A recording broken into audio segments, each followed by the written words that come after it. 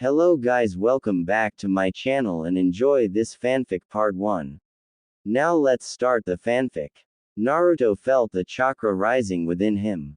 He knew Kyuubi was doing something, but he didn't have time to find out what. His body felt weak and he knew he was about to fall into unconsciousness. Darkness soon took him. Kyuubi felt the pain through Naruto's body.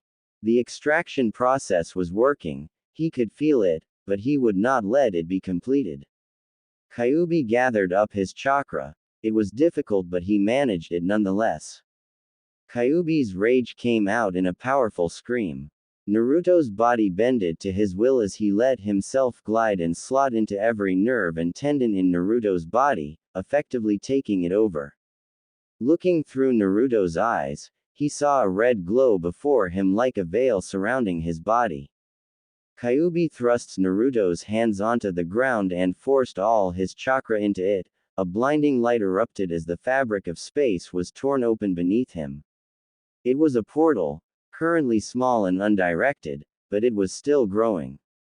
Kyuubi had never done something like this before, he hadn't even known he could, but he didn't complain, in fact, he embraced it. Kyuubi forced his chakra into the portal. He had no idea of its destination, but anywhere was better than here.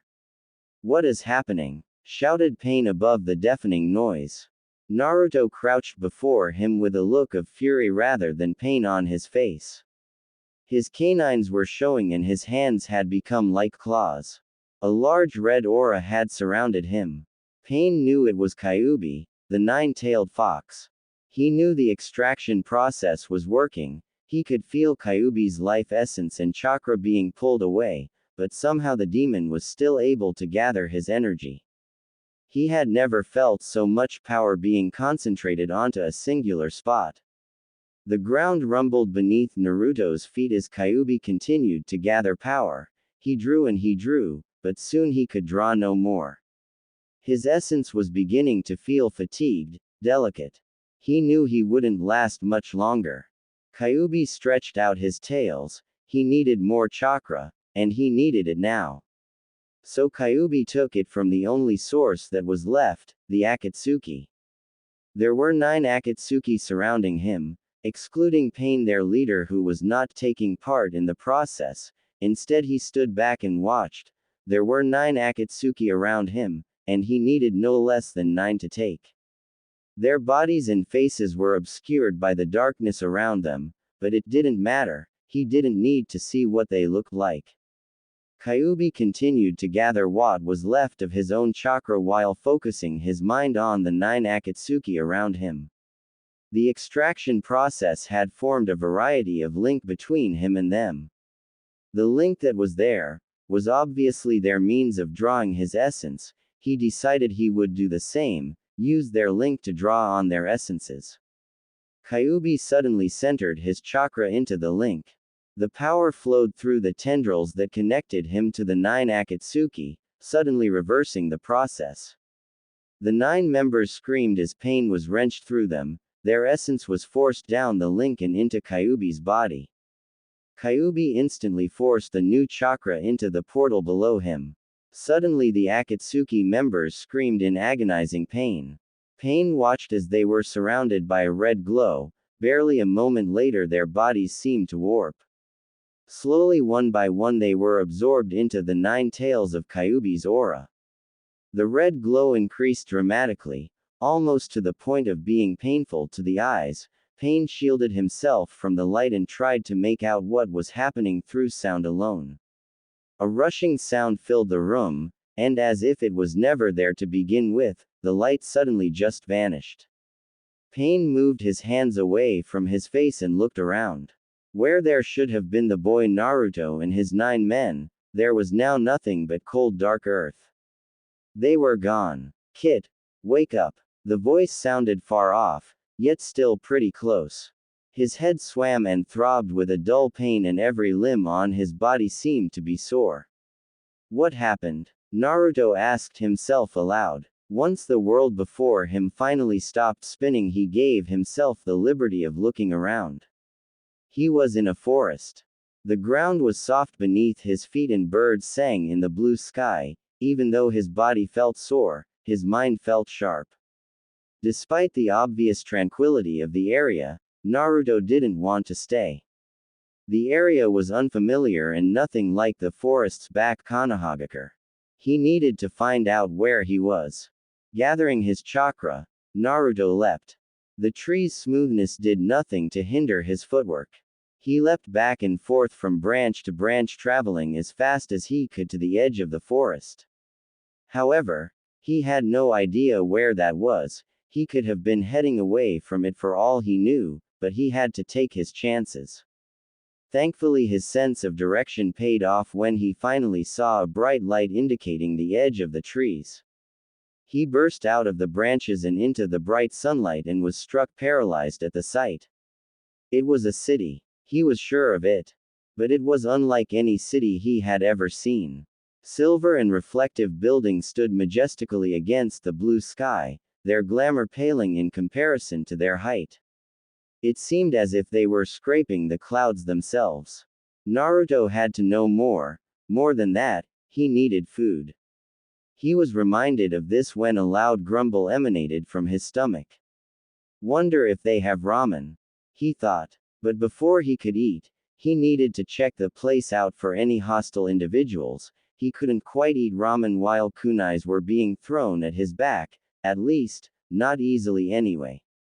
The tallest structure before him was on a small island in the large gap of water that lay between him and the city. It was shaped like a giant T. Naruto headed for it. He ran at breakneck speeds across the water, using his chakra to propel him easily as he ran. The water beneath him felt like a brick road as he pushed on towards the giant building. Once he reached the island, he might have stopped. Instead, he kept on running. He ran up to the bottom wall of the structure and propelled himself up it. Gravity ignored him as he sent his chakra into his feet, grounding himself to the vertical surface. He was at the top in moments. He flipped up and landed in the center of the roof. He gasped at the sight. They sounded strange and inhuman. Naruto turned round and watched as alarming silver and blue things unfolded themselves from out of the roof's metallic surface. He wondered what they wanted, or at least, what they were. He didn't really have time to find out though. Suddenly, they began glowing and a large ball of bright energy shot at him. He quickly jumped out of the way. He span in the air and retrieved 3 kunais from their confines and threw them at the one of the objects that had attacked him. It blew up in a cloud of smoke, leaving only 3 remaining. After landing, he clasped his hands together and rapidly said, "Kage Bunshin no Jutsu." Suddenly, 6 exact duplicates of Naruto appeared in a puff of smoke. They attacked without order, quickly dispatching the last of his attackers. Afterwards, he made the clones disappear. He stood there trying to catch his breath. Just when he thought he was safe, a strange voice called out from behind him in a language he didn't understand. "Hey, who's up here smashing my turrets?" Naruto spun round to see a group of individuals before him. He quickly assessed their appearances. The one that had shouted at him was amazingly tall. He was dark-skinned and appeared to be wearing some sort of silver and blue armor that half covered his face. Next to him stood a skinny boy roughly the same size as Naruto himself. He had spiky black hair, a red top with a yellow R on it, green tights and a black mask that covered his eyes except for a pair of white slits for him to see out of. Next to him was a very strange one. The boy was even skinnier than the masked one. He wore a purple jumpsuit and a silver belt. The most peculiar aspect of him was the color of his skin. It was green. More than that, he also had pointy ears. His appearance was somewhat unsettling. Above them floated a yellow-skinned girl with deep red hair. She wore a purple tank top and purple tights. She was currently floating above all their heads, seemingly flying. Next to her was a person that caught Naruto's attention. She was floating like the other girl, but it was strange. as if her presence sent a shadow across all that which was near her. She wore a dark blue cape that was wrapped around her tightly, effectively cutting Naruto off from viewing her other garments. Her hood was up and it surprisingly hid her face completely. He could see her eyes though, he could see them very well, they glowed a bright white that sent shivers down his spine. The glow of her eyes illuminated a certain part of her face caught Naruto's attention completely. It was a small jewel in the center of her forehead, right where the Ojma chakra is.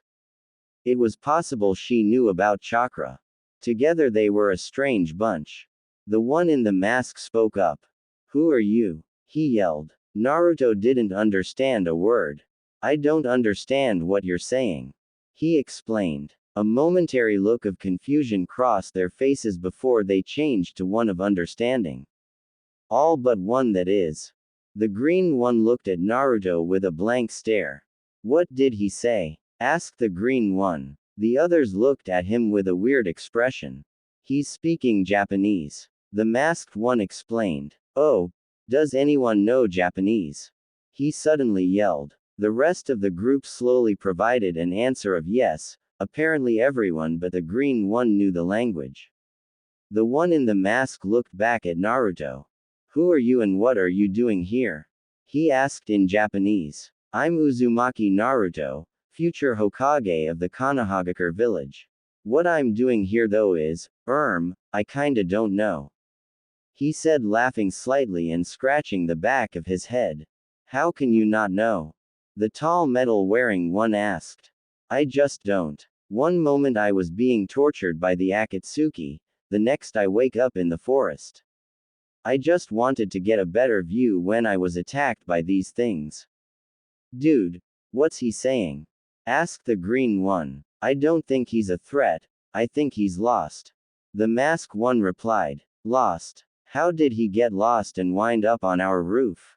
the green one yelled. "I'll ask him," the masked one answered. "How did you get up here?" he asked. The area around him was strange. Even the thing he sat on was a little strange. He knew it was a couch, he had seen some before, but none had been made of the same red material as this one. It was very comfy. "How about you tell us where you came from? But first, I'm Robin." He reached out and shook Naruto's hand. "Naruto," the ninja replied, shaking the hand. "I'm Starfire," the yellow-skinned one greeted. "Cyborg. And this here is Beast Boy," said the large black, white, and blue metallic one, motioning to the green pointy-eared one. "I'm Raven," said the croaky voice of the dark gray-skinned girl with the blue cloak. "So now that the introduction's over, tell me, where are you from?" "My home is called Konoha, but to tell you the truth I'm not even sure it exists here," Naruto answered, scratching the back of his head. Robin looked perplexed at this. "Why do you think that?" he asked. "I don't know.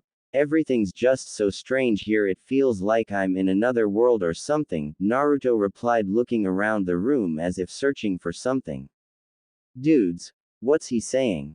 Beast Boy interrupted. Everyone ignored him. "Do you mean, like a different dimension?" Raven asked, raising a single eyebrow.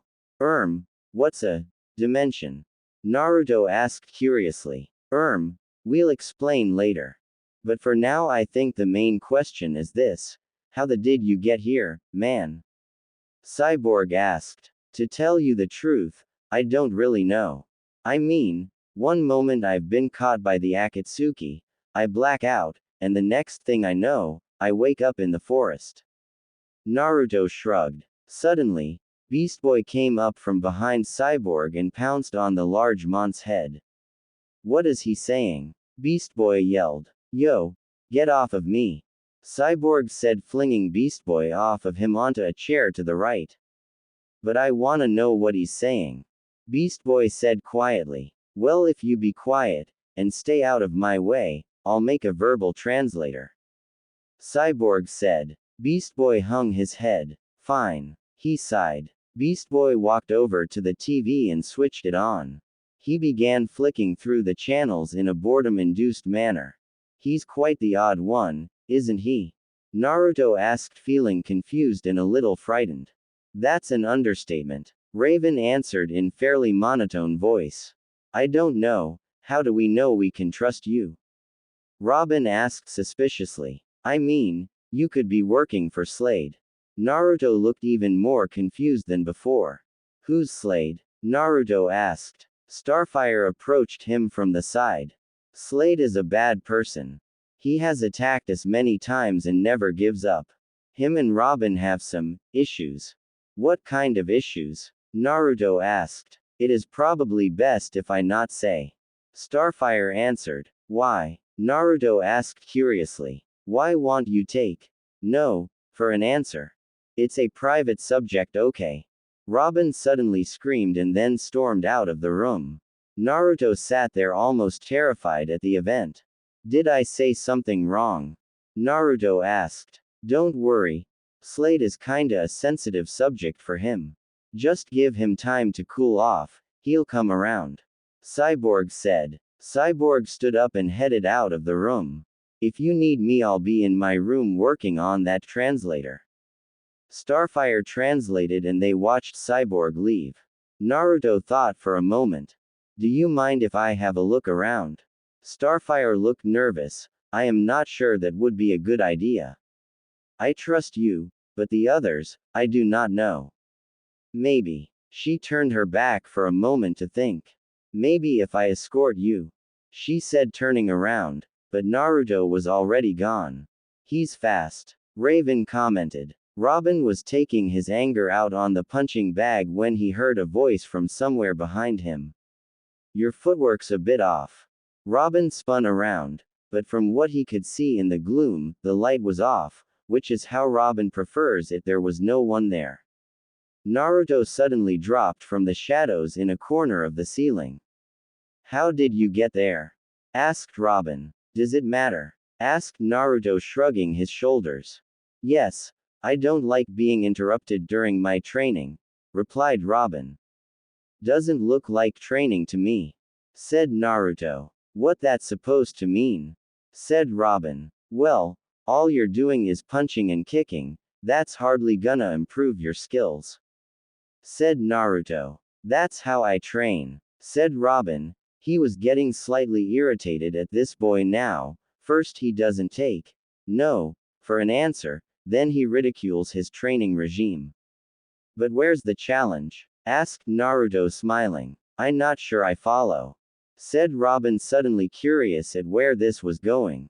Well, when I train, I at least have an opponent, Naruto replied. I'm the best martial artist here, so finding a decent sparring partner is kinda difficult, said Robin. What about me? Asked Naruto. Do you know any good martial arts?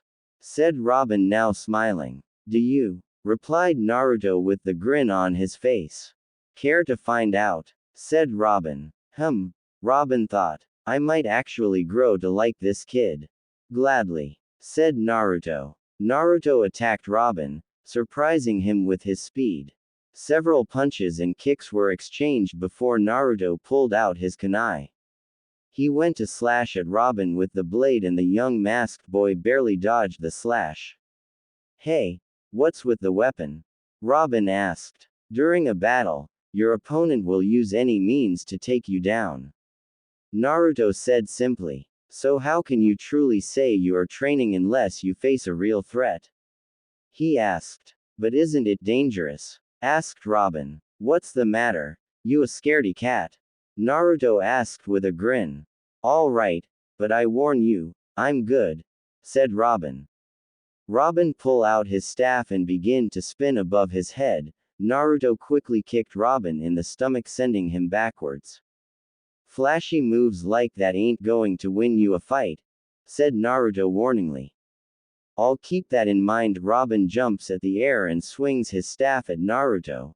Naruto ducks under the swings and spin on one foot while bringing other round and hitting Robin at the side, knocking him on the wall. You're good, I can say that, but I never give up, Robin said. Likewise, Naruto said. The charged Beast Boy was about to eat some tofu when suddenly a huge bang resounded throughout the building. The floors shook dramatically and the pointy-eared boy's food flew up into the air. Unfortunately for Beast Boy, gravity didn't think kindly of him. The tofu landed straight on his head. What was that? Yelled Beast Boy. I don't know, but I think it came from the trainin' room. Robin's in there last time I checked. By the way, BB, I got the translator done. I'll just stick it on our new friend and he'll be speaking our language to us, and we'll be speaking his language to him. Cyborg said, showing Beast Boy a small device. That is very good, Cyborg, but I think we should check on what is happening in the training room. Starfire said. They ran out and barged the training room. What they saw stopped them in their tracks. Cyborg blinked. The look on his face portrayed an expression of confusion. Just training. Cyborg repeated. If that was training, what do you call fighting? Naruto stared blankly at the metallic man. Fighting, he said with a shrug of his shoulders. Cyborg walked away, shaking his head, muttering to himself. Crazy. These kids are crazy. Just training, they say. Ha, training. And I'm Margaret Thatcher. He muttered to himself. He walked over to the couch and sat down.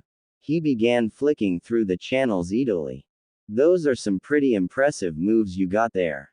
Raven stated to Naruto. Where did you learn them?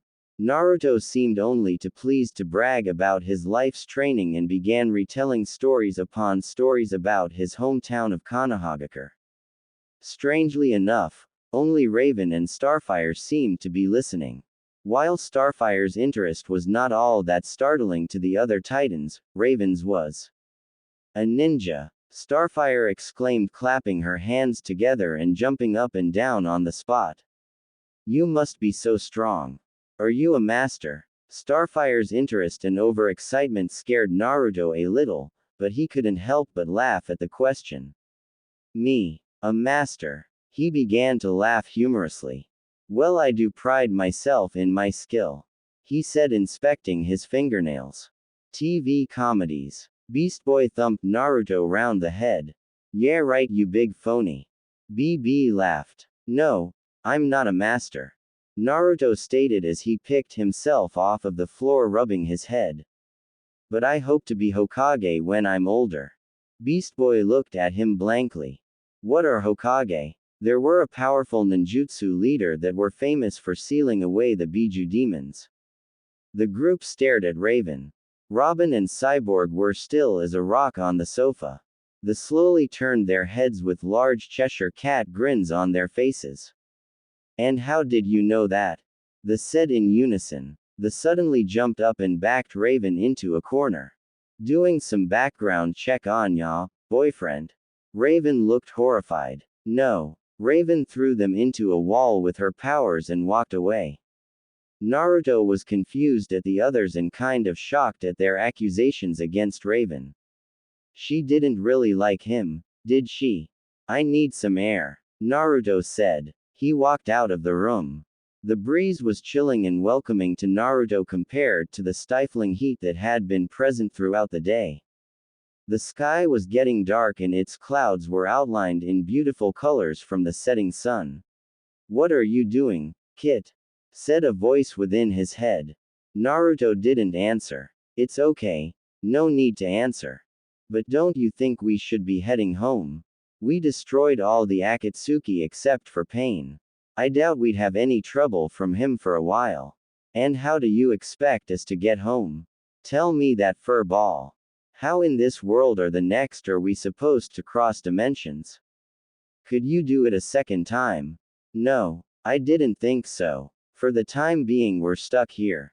So if you don't have anything useful to say, don't say anything at all. Naruto thought, almost harshly. You want useful? How about a new set of clothes? You look like a tramp in this world. Get changed already. Clothing. Where am I gonna get new clothes? Borrow from the others. Kyuubi stated simply. For a moment Naruto imagined himself in Robin's tights. Suddenly his stomach turned and he thought he'd be sick. No thank you. A voice came out from behind him suddenly. Are you okay? Naruto turned round and saw Raven standing there. Her presence didn't really faze him, but her clothes did. She was wearing white. Why are you wearing white? Naruto asked, quite shocked at her image. Raven looked embarrassed. I wanted to see what you thought, she said quietly and quite out of character. It looks nice, he commented. The wind whipped around them and Raven's hood was thrown off of her head. She made no move to replace it but merely stood there watching him. Naruto looked at her face. Before she had seemed gray, pale, and depressed. But strangely, in the light of the dawn she seemed more human and full of life than most people he knew. Her face reflected the light and the white cloak she wore only added to the feeling of her being beautiful. Because that's what he thought she was at that moment. Quite beautiful. Raven walked over and sat down beside him, hanging her feet over the edge of the building. She was obviously unafraid of heights, but then again, she could fly. Why would she fear heights when they meant no danger to her? She lowered her head and seemed suddenly depressed. Raven brought her knees up and embraced them. What is it? Naruto asked. Raven looked at him, her lips curled up into a small smile. Isn't that what I just asked you? She asked. Well, yeah, Naruto replied sheepishly. And did you answer? No, he muttered. Then why should I answer you? She asked. Because you wouldn't have come here unless you wanted to talk. Naruto shrugged. Raven smiled a bit more, but it soon turned into a frown. Naruto knew she wouldn't tell him. She was playing him. She knew he'd tell her what he had yet to tell anyone in this world. The reason for everybody's fear and hatred of him in his own world. Anime and manga. Do you know what it's like to have something inside of you that you can't control? A power that consumes you when you least want it to? Asked Naruto. I do, said Raven. Her voice was soft and honest. Its crackly gruff which was usually present seemed to have lifted for a short period of time. Really, so you have a demon seal inside you with enough chakra to destroy the world and the intent to do so? Said Naruto. Yes, although mine is not sealed, I was born with it. Plus mine doesn't use chakra. Raven stated with a shrug. She seemed highly out of character in this moment, as if she were revealing a part of herself that no had understood before. How were you born with it? Naruto asked. From my father. Her voice suddenly returned to its hoarse state, and Naruto could almost hear the sizzle of hate in her body as she said those words. How did that happen? Who was he? Said Naruto. He knew he was treading on thin ice with such a subject, but his curiosity was getting the better of him. I'd rather not talk about it, said Raven with her head bowed. I understand, said Naruto, forcing himself to stop asking awkward questions. The last thing he wanted to do was get thrown off the top of a building. You've got one of the Biju inside of you, haven't you? Raven asked. Her voice was once again soft and sincere. How could you tell? Naruto asked curiously. The look on your face when I mentioned them before. You went all wide-eyed and looked nervous. Said Raven. Oh, began Naruto. Am I that easy to read? Raven chuckled. It was the first time he had heard her laugh even in the slightest. So, which have you got? She asked. The worst, said Naruto with contempt. Kyuubi. Raven stated knowingly. You must be powerful. Tell that to my senseis, they think I'm a screw-up. Naruto exclaimed. Well, from the way you faced Robin, I'd say they're pretty bad judges, said Raven.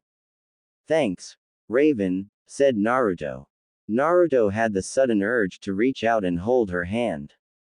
But at that moment she stood up. I've got to go, she said, looking reluctant to leave, reluctant, or eager. Naruto couldn't tell. Raven appeared in her room from a portal in the roof. She tore off her white garments and replaced them with her standard blue ones. Satisfied with the way she looked, she walked over to her bookcase. She didn't bother to look for the book she wanted, she merely held out her hand and the book floated into it. She laid her head down on her bed and began trying to read History of the Biju. But she found she couldn't concentrate. She kept thinking about Naruto. Why does he make me feel like this? She asked herself. Do I like him? No, I do not. I won't think like that. I haven't thought like that since. Her mind fluttered back in recollection. Beast Boy. She forced the thoughts out of her head and forced herself to concentrate on reading. Thankfully, once the book took hold, she found it just that much easier to resist the butterflies she felt in her stomach every time she thought of Naruto. Naruto was practically ransacking all the other rooms in the building.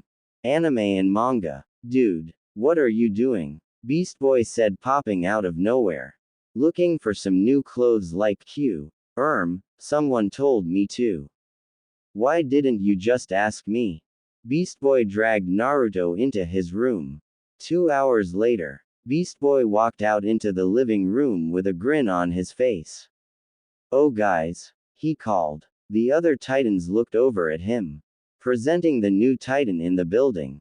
Naruto. Beast Boy called. I am not coming out. Naruto called through. Beast Boy laughed sheepishly. Heh, I'll be right back. Beast Boy dodged round the corner and a series of loud bangs and clonks reached the other's ears. Suddenly Naruto was thrown into the middle of the living room. He was wearing a copy of Beast Boy's outfit, including Beast Boy's old helmet. Everyone's faces remained stern for a moment. Slowly but surely each face became a large grin. Laughter erupted throughout the building. Naruto stormed off feeling embarrassed and rather angry with Beast Boy. The next day, Cinderblock smashes through the final wall leading to Slade's 0-point chamber. The Teen Titans had, the previous year, finally caught the villain. The cell which they had put him in was made by Cyborg. It held him suspended in the air, completely unable to move. Cinderblock ran up to the middle of the room where Slade hovered. He smashed at the top of the device, destroying it. Slade fell to the floor with a thud. Thank you, Cinderblock. You have been most useful. Cinderblock grunted in response. Now to escape from this prison. A large bolt of green energy smashed into Slade's back, knocking him into a nearby wall. You are not going anywhere. Starfire said sternly. Ah, the Teen Titans, so glad that you could join us today. It warms my blood to see you. I can't say the same. Robin replied. Really? After all we've been through, I'd thought you'd consider me somewhat of a father. After all, we are so alike. Slade said sinisterly. I'm nothing like you. Robin roared. He leapt into the air, bring his staff down upon Slade. Slade reached up and easily caught the staff, holding Robin up in the air for a few moments before throwing him into a wall. Tut, tut, tut. I thought I taught you better than that. Boy. Slade said the last word with a particular snideness. Leave him alone. Starfire charged at Slade. She fired a concussion of star bolts. Slade held his arms in front of his face as the bolts hit. Smoke rose up around him. Starfire flew into the smoke only to be gripped by the neck. The smoke cleared and Slade was holding Starfire at the neck while she struggled to free herself. Ah, the girlfriend. You should know better, little girl, than to mess with me. And you should know better than to touch my friends.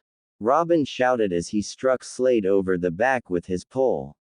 The villain tumbled to the ground at the impact on his back. He quickly flipped up and out of the way from a large blue blast from Cyborg's arm cannon. Raven used her powers to lift Slade up into the air and throw him against a wall, but he did not smash against it. He kicked off of it and punched Raven in the face, knocking her to the floor. Cyborg ran at Slade and went to grab him. Slade grabbed both of Cyborg's arms and they held each other still, struggling against both of their strength. Comics. While Cyborg was far larger than Slade, Slade was obviously far stronger.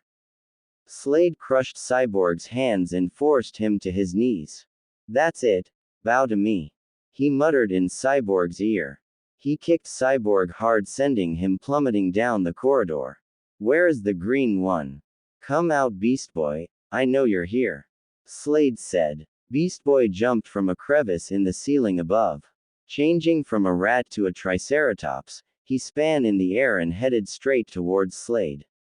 Slade grabbed hold of the triceratops' horns and threw him across the room into a wall. This is greatly disappointing, Robin. It seems you really have been slacking. How could you have grown so weak? Robin struggled to get to his feet. He managed eventually, but it hurt. I am not weak, he said, his voice sounding rough. Aren't you? Slade approached Robin and stood in front of him.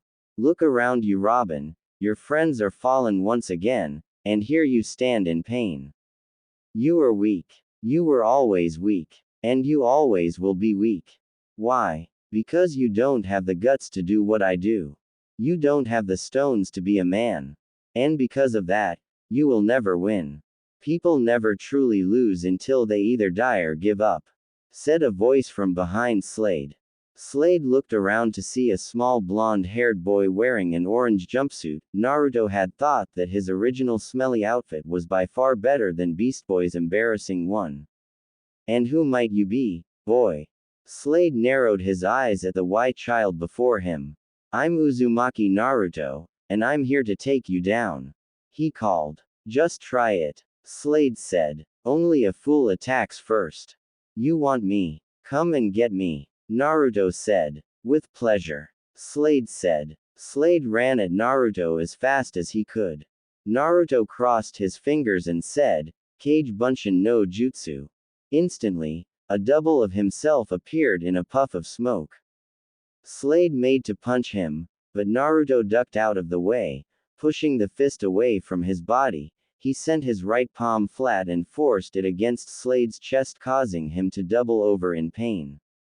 The Bunshin Naruto roundhouse kicked Slade in the back, causing the villain to bend backwards at the impact. Both the clone and the original Naruto jumped and span in the air, and brought their foots against Slade's chest, sending him flying into the far wall.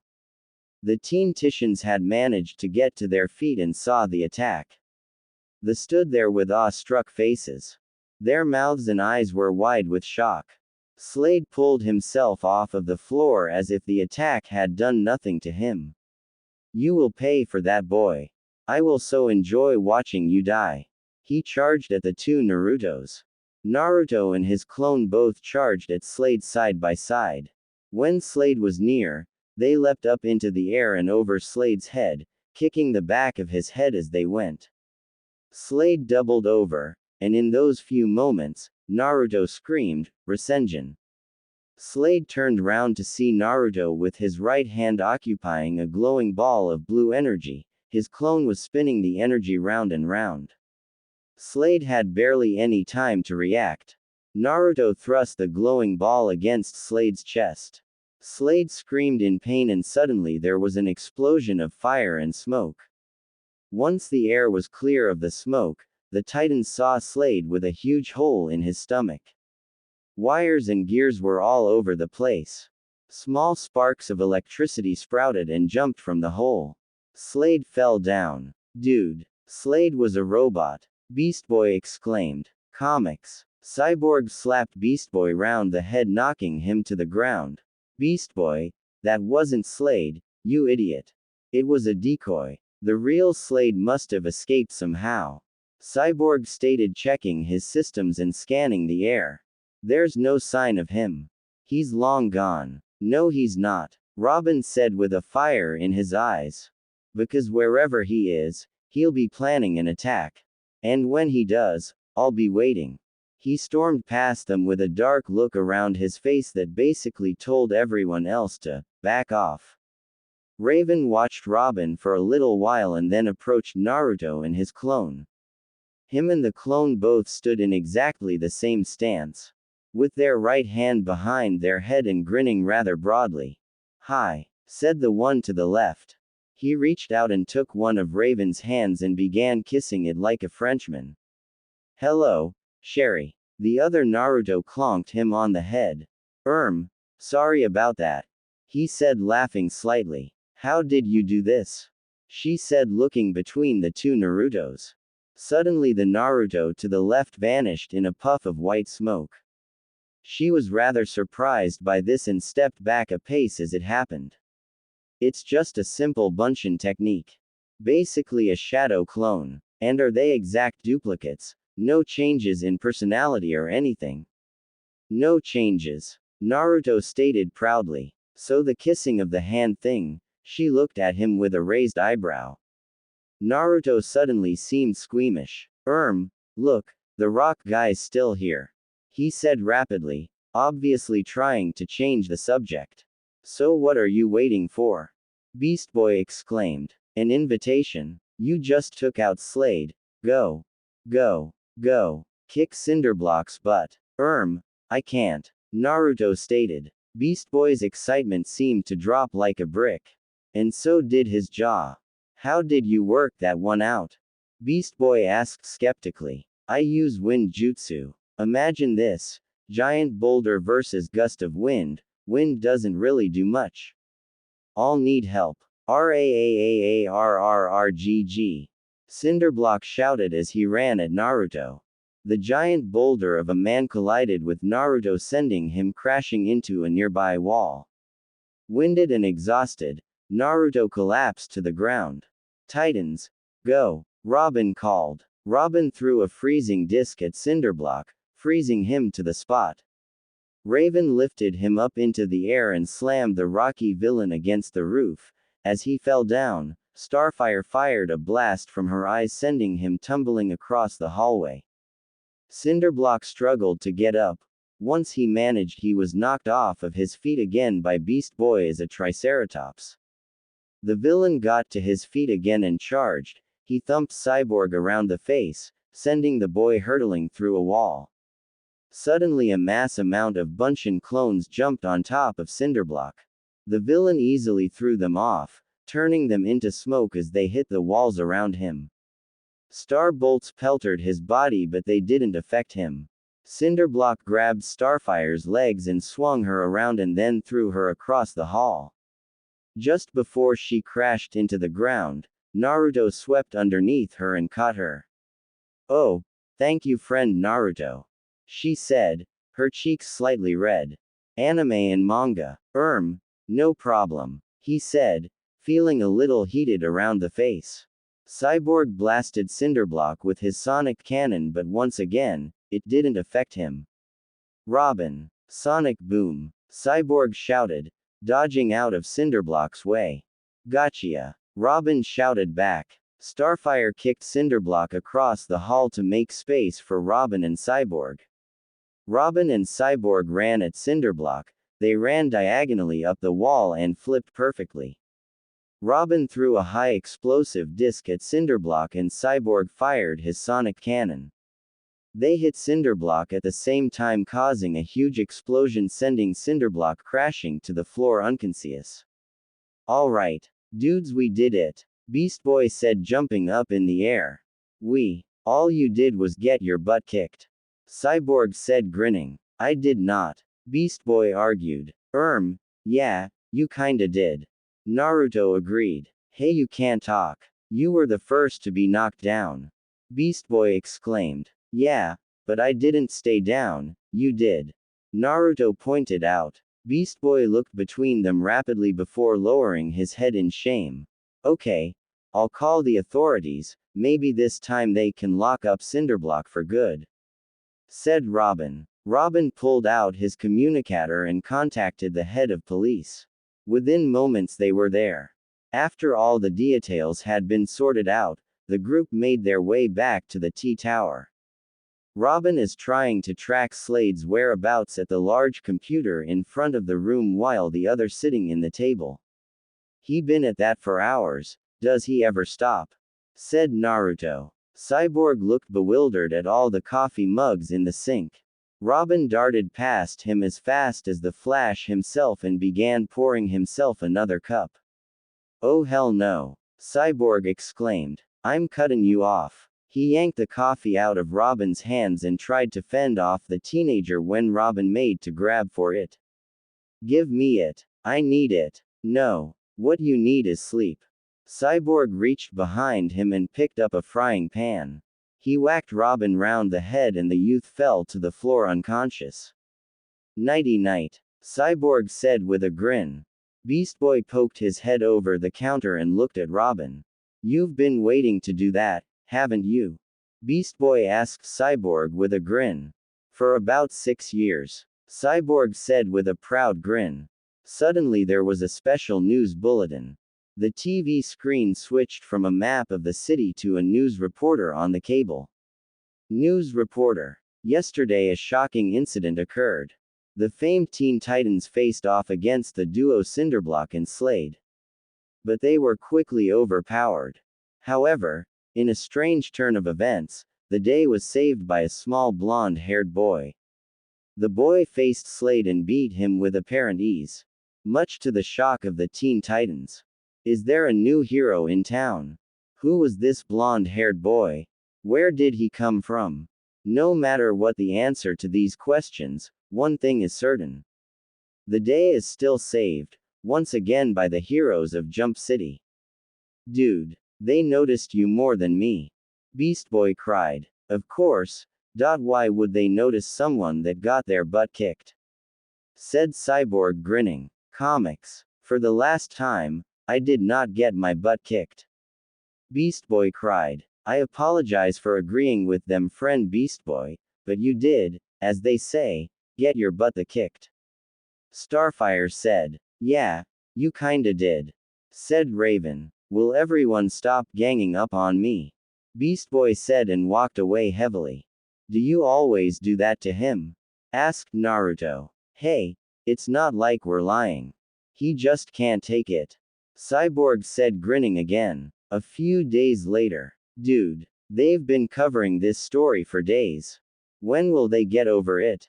Beast Boy screamed at front of the TV. The news reporter was on again, still covering the story of how Naruto had beaten the Slade robot. Recent investigation has uncovered that the Slade that the Titans and the blonde-haired boy faced was not the real Slade. The real Slade had quickly made his escape and left a robot in his place. There is still no sign of the Jump City new hero. The reporter said, Can we go out? I want more of that pizza I had yesterday. Said Naruto. We can't go out. The press is crawling for an interview. They even said they'd pay. But I still don't think it's a good idea. For now we just have to lay low. If something happens, then we go outside, other than that. Stay indoors. Robin ordered. Beast Boy looked a little sheepish. I've got some stuff to do in my room. Yeah, my room. See ya. He quickly ran out of the room. That was weirder than usual. Raven commented, looking up from her book. A few hours later, Beast Boy came back into the room looking frightened.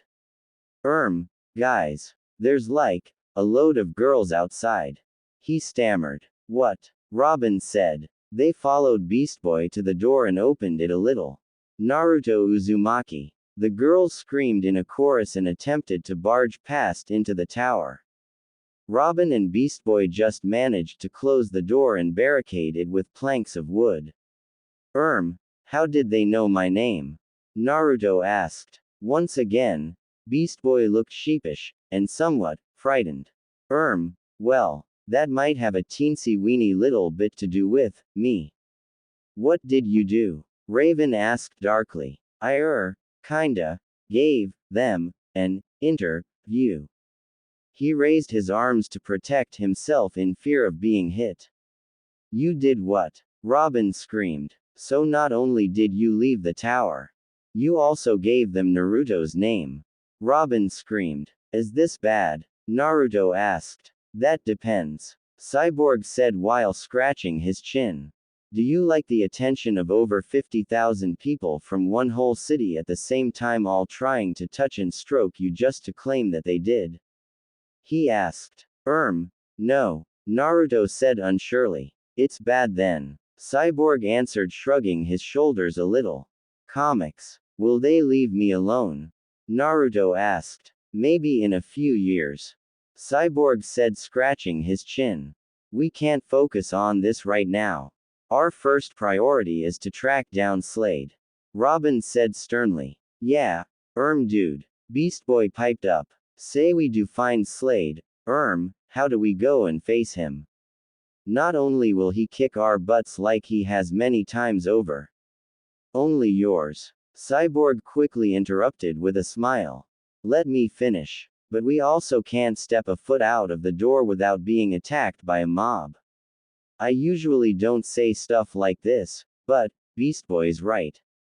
Raven said. Cyborg, what about the T-Jet? Asked Robin. Can't. It's still out of commission from when we used it last. You know, when Beast Boy smashed off one of the wings. He said, eyeing Beast Boy accusingly. What? Dude, that was so totally not my fault. I was being chased. It was a complete accident. Beast Boy said, trying to defend himself. But you still broke it. Cyborg said cheerfully. Dude, why are you so against me lately? He cried and stormed away. Listen, this bickering isn't going to help. We need a plan, a diversion. But first, we need to find Slade. Robin said. Are you in love with him or something? Naruto asked. Robin was shocked at the question. No, he screamed. How could you even insinuate such a thing? That's totally wrong. Oh god, no. Then why are you so obsessed? Naruto asked, shrugging. I have my reasons. Just stay out of my business. Robin screamed as he stormed away into the living room.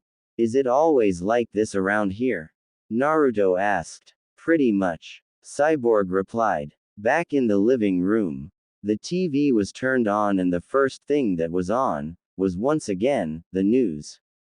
TV and video. Reporter. In a shocking development, the Titan Beast Boy gave us an interview. The screen switched to look at Beast Boy as he talked to the cameras. Oh yeah, I know that blonde dude. His name's Naruto Uzumaki. I'm kinda his own personal friend and bodyguard. Said the Beast Boy on the TV, flexing his lack of biceps. He's from a different dimension. We're trying to send him back. But no luck so far. Hey, did you guys see those moves I did on Slade? The reporter looked at Beast Boy as though he had grown another head. Actually, what we saw was Slade throw you into a wall. The reporter said unsurely. Beast Boy's face was one of shock. I did not. Why does everyone keep saying I got my butt kicked? The Beast Boy on the screen grabbed the camera and continued to shout at it until it cut out. And that's what happened. The weather is after this. The reporter said. Robin turned off the TV and turned to Beast Boy. Does the word secret mean anything to you? You gave them his name. You gave them information on how he got here. Information that Slade could now use. Robin said sternly. Good going, Beast Boy. You just made a difficult job, even more difficult. Said Cyborg, slapping Beast Boy on the back. Maybe you should think before you act. Robin said simply. He needs a brain first. Raven croaked. Beast Boy glared at all of them. There was a very large vein at his temple that was throbbing profoundly. Stop digging at me, Beast Boy shouted. Then stop being such a loser and messin' up. Cyborg shouted back. Beast Boy didn't shout back. He just hung his head and walked away to his room. Can I speak with him? Asked Naruto. Be my guest. Say, if you're gonna beat him up, can I be there to watch? Cyborg asked, grabbing a pot of popcorn. I'm not going to beat him up. Naruto said as he walked away. Beast Boy's room. Why do I always mess things up? Beast Boy asked himself aloud. He was pacing his room with his hands clasped behind his back while he stared at the floor. Because you don't think. A voice said. Beast Boy turned round to see Naruto standing there. Where did you come from? Beast Boy said, slightly alarmed. I wanna talk to you. Naruto said, sitting down on Beast Boy's bed after throwing a piece of clothing aside to make room. Beast Boy's room was certainly a mess. Do you ever clean this place? Naruto asked, wrinkling his nose at the smell. If you're gonna just sit there and be mean, then you can go. Beast Boy said angrily. No, I'm here to talk. Tell me about yourself. Are you what's the word, alien? No. Beast Boy said, suddenly looking sad. I was an accident. Naruto felt sympathy for Beast Boy. What happened? When I was young, I was in an accident. I was covered in this green gooey stuff, and a few weeks later I was green-skinned and pointy-eared. Apparently my cells, or whatever they are unstable. As Cyborg puts it, I can morph myself into any creature I want. Beast Boy said quietly. Even other humans? Naruto asked. I'm not really sure, I've never tried. Beast Boy said thoughtfully. Try it now, said Naruto. Beast Boy tried to morph into Naruto. It obviously put a stain on him, as his whole body was shaking from head to toe. Naruto laughed at the form before him. It looked exactly like him except for one problem. The jumpsuit, hair and skin was all completely green. Naruto laughed heartily. Beast Boy morphed back and laughed with Naruto. Dude, you're the only one who's ever laughed with me instead of at me, except maybe Blackfire, but she turned out to be evil, said Beast Boy thoughtfully, scratching his chin.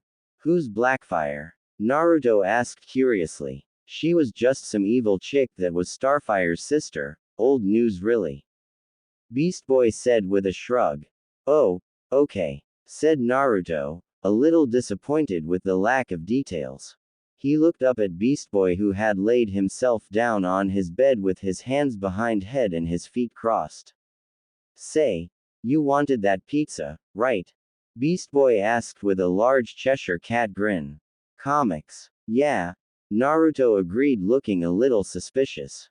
Okay. Beast Boy's grin, against all impossibility, grew larger. Beast Boy raised his hand and slid back a panel on the wall, revealing a keypad. He punched in a few buttons and another pad showed up. He pressed his hand to it and a small device popped out next to his mouth. Beast Boy said clearly. Suddenly the wall opened up like Killer Moth, a gigantic humanoid moth-like creature, came out of his cell as cinderblocks smashed through its walls on his way to Slade's 0-point imprisonment. The first thing he set out to do was reunite with his wonderful kitten. His daughter. Kitten, he called out as he embraced his daughter in a big hug. He entered the home through the window and looked at his daughter, who seemed very pleased to see him. Have you been doing your homework? What's been going on? Are you still out with Fang? He said all this very fast, and Kitten found it a little difficult to keep up. She leapt for joy and hugged him tighter. Oh daddy, Fang is so old news. I have Anthony now, she said, grinning broadly. She produced a photograph from her pocket. It was of a boy.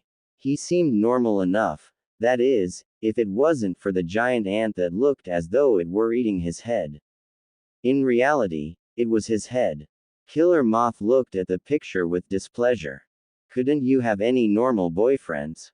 He asked her. Kitten's face grew angry. There is nothing wrong with my boyfriends, she screamed. She straightened her back and walked stiffly out of the room. She smacked the table on the way, sending porridge everywhere and Wonder Moth's face. Just how I remember her, Moth muttered to himself. Kitten went upstairs and began chatting like any teenager on the phone whilst lying on her bed with her legs crossed. Killer Moth went to the living room to turn on his TV. The news was already on and he was about to change the channel, but the reporter suddenly mentioned the Teen Titans. Moth's blood began to boil. Memories of his defeat still plagued him. He had received help inside the prison, but it seemed the very mention of the Teen Titans had erased all that the doctors had done. He wanted revenge. Suddenly the house began to shake with Kitten's stomps of anger. Daddy, she called. She ran into the room and confronted her father. Anthony won't go to the prom with me, so I want Robbie Poo again. But sweetheart, Moth began whilst feeling frightened. Last time he ruined your $400 dress. With punch. Do you know how hard punch stains are to get out of clothes? I don't care, she screamed. I want Robbie Poo, now. She went suddenly calm. And actually it was that other girl that ruined the dress. She pointed out. But how are we supposed to get Robin to take you again? Moth asked. Suddenly the reporter's voice seemed to reach both of their ears. Reporter. There is a new Teen Titan in the area. People are calling him the Golden Boy. His real name, however, is Naruto Uzumaki. Apparently from another dimension and seeking a way home. Killer Moth and Kitten didn't listen to any more. They smiled at each other as a trap revealed itself in their minds. Had they continued to listen to the reporter, they would have heard her say, "This individual is responsible for taking down the infamous Slade himself. Can anyone beat this blonde-haired hero?" The Titans had attempted a daring stunt of stepping foot outside of the door.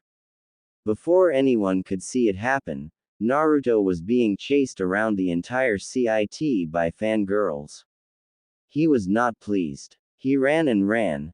He ran up walls, on top of buildings, and used jutsu to hide himself and to cause distractions.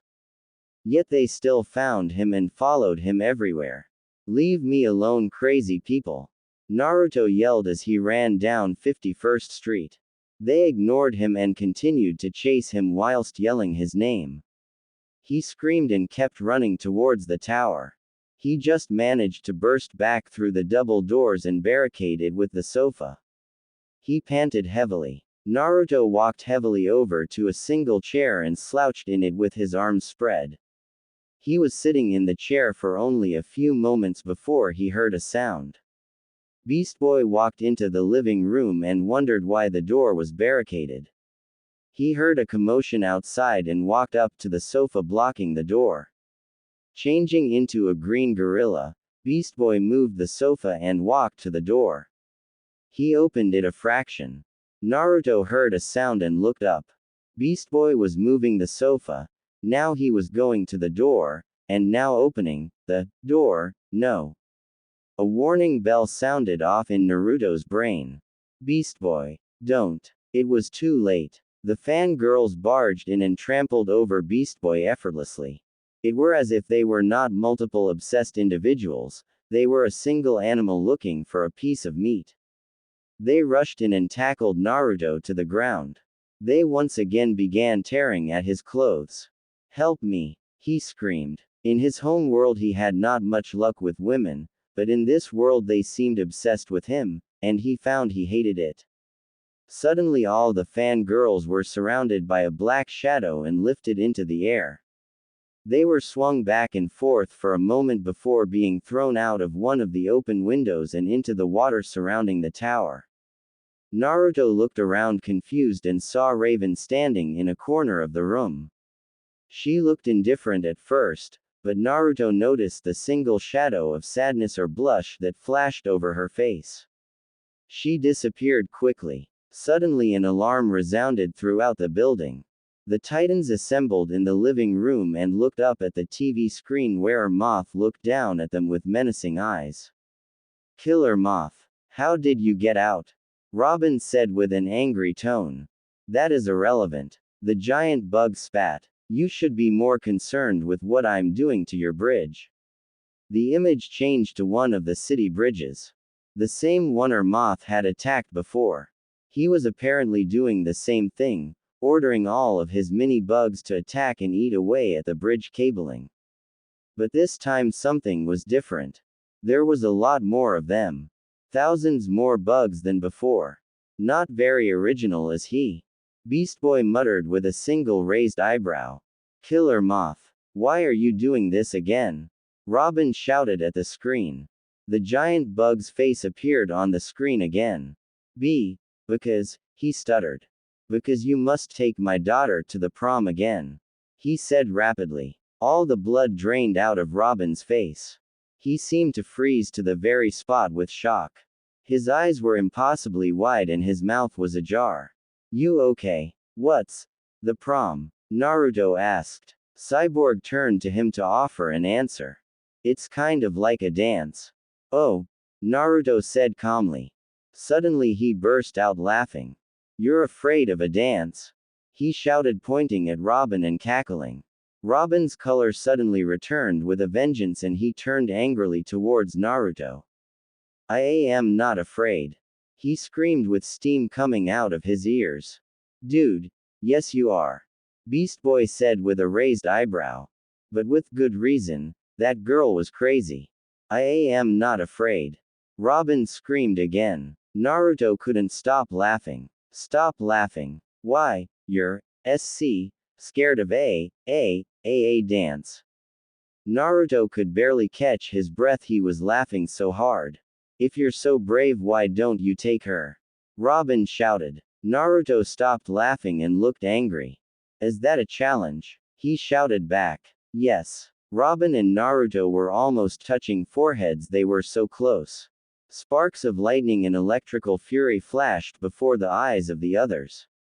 A limo had been sent. Naruto couldn't believe what he'd gotten himself into. He hated dancing. It was sissy. It was pointless. He was just doing it to win a bet. But then again, why else did he do anything in his life? He had learned the Rasengan simply to win a bet. That and many of his other jutsus. He stood in front of a mirror in his room within the tower. He currently wore some black trousers, a white shirt and a black blazer. He had been told to wear a tie but he didn't for two reasons. He couldn't figure out for love nor money how to get the blasted thing on. He didn't like it. He walked out and down the corridor into the living room. The Titans were waiting for him, Robin with a big grin. Beast Boy seemed to be attempting to stifle a chuckle from his looks. Cyborg gave him a thumbs up. Raven glanced at him and quickly turned away to hide her face. Starfire's was the most memorable reaction. She looked at him and leapt with glee. You look so handsome, friend Naruto. She flew over to him and gave him a rather painful hug. Naruto caught a glance at Robin during the hug and he was sure, for some reason, that he saw anger and jealousy in his eyes. The limo that had been sent was completely white.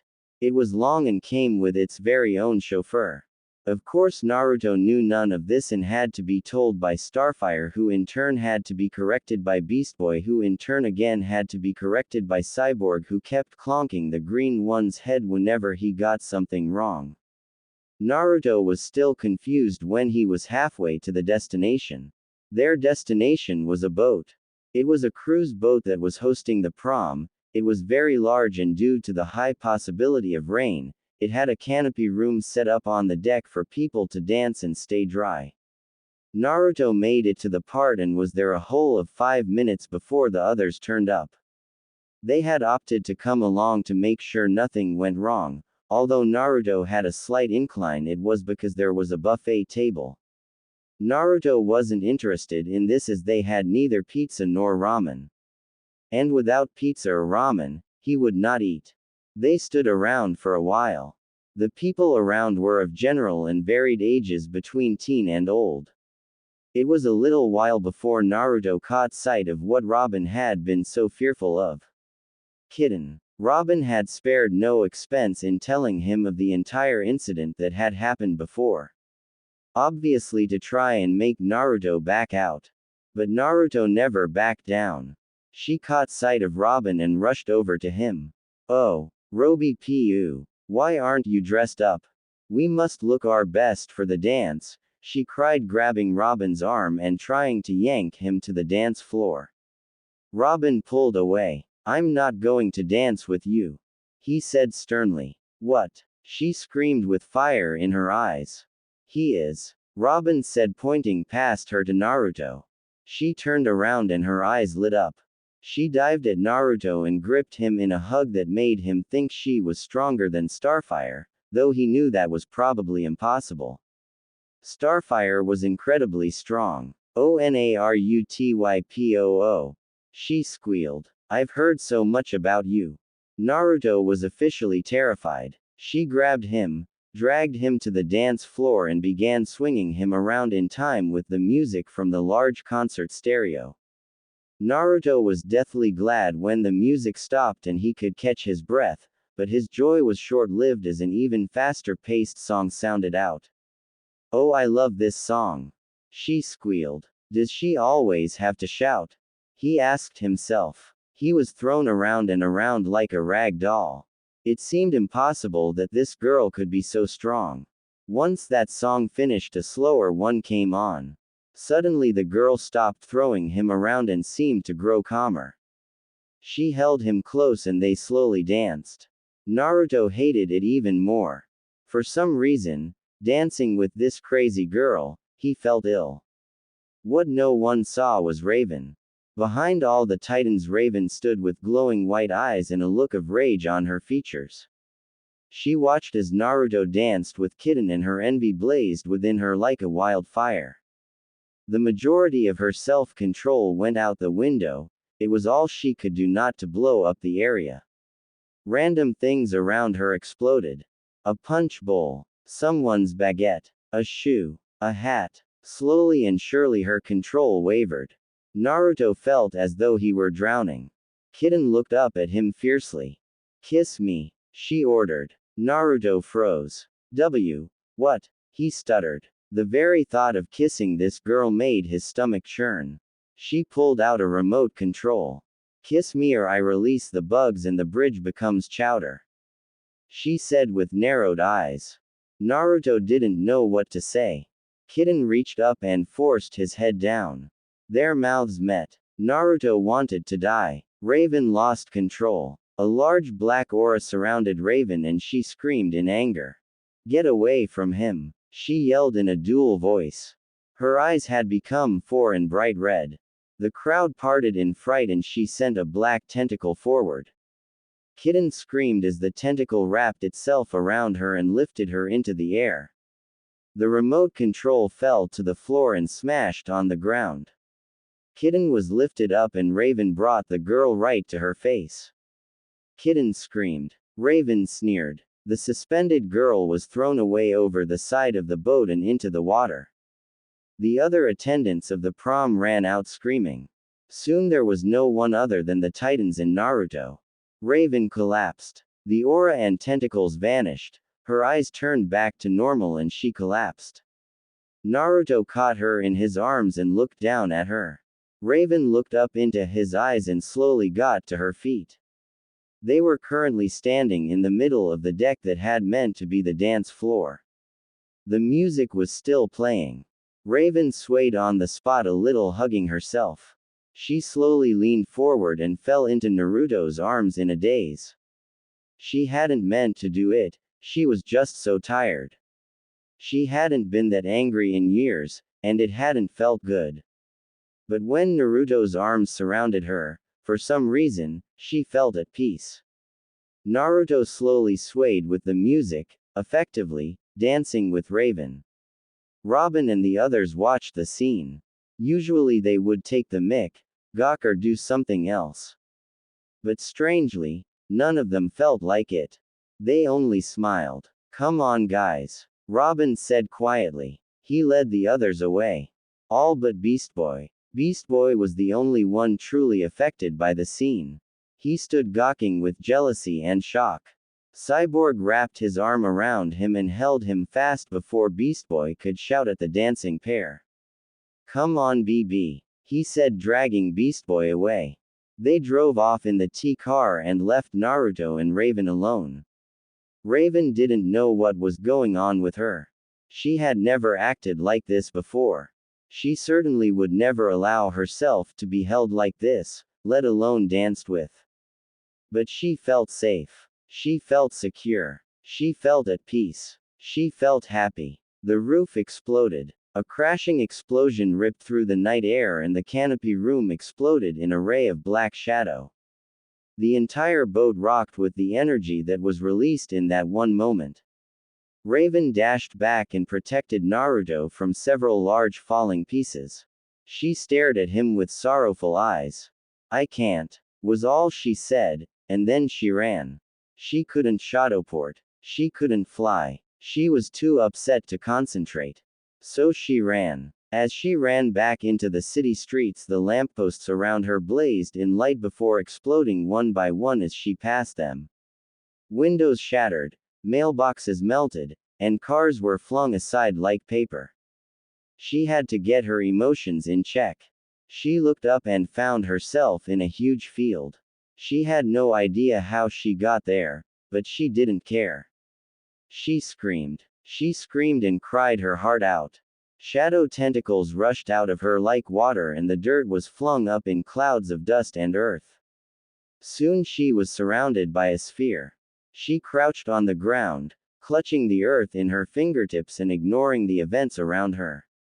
2 hours passed and she finally stopped crying. The air was peaceful as she lay on the grass. Her emotions, as they always should have been, locked away. She slowly got to her feet and looked around her. All forms of plant life had been obliterated and she currently stood in a large crater at least 15 times her height in width. The area was desolate and quiet. The city stood in the distance unscathed.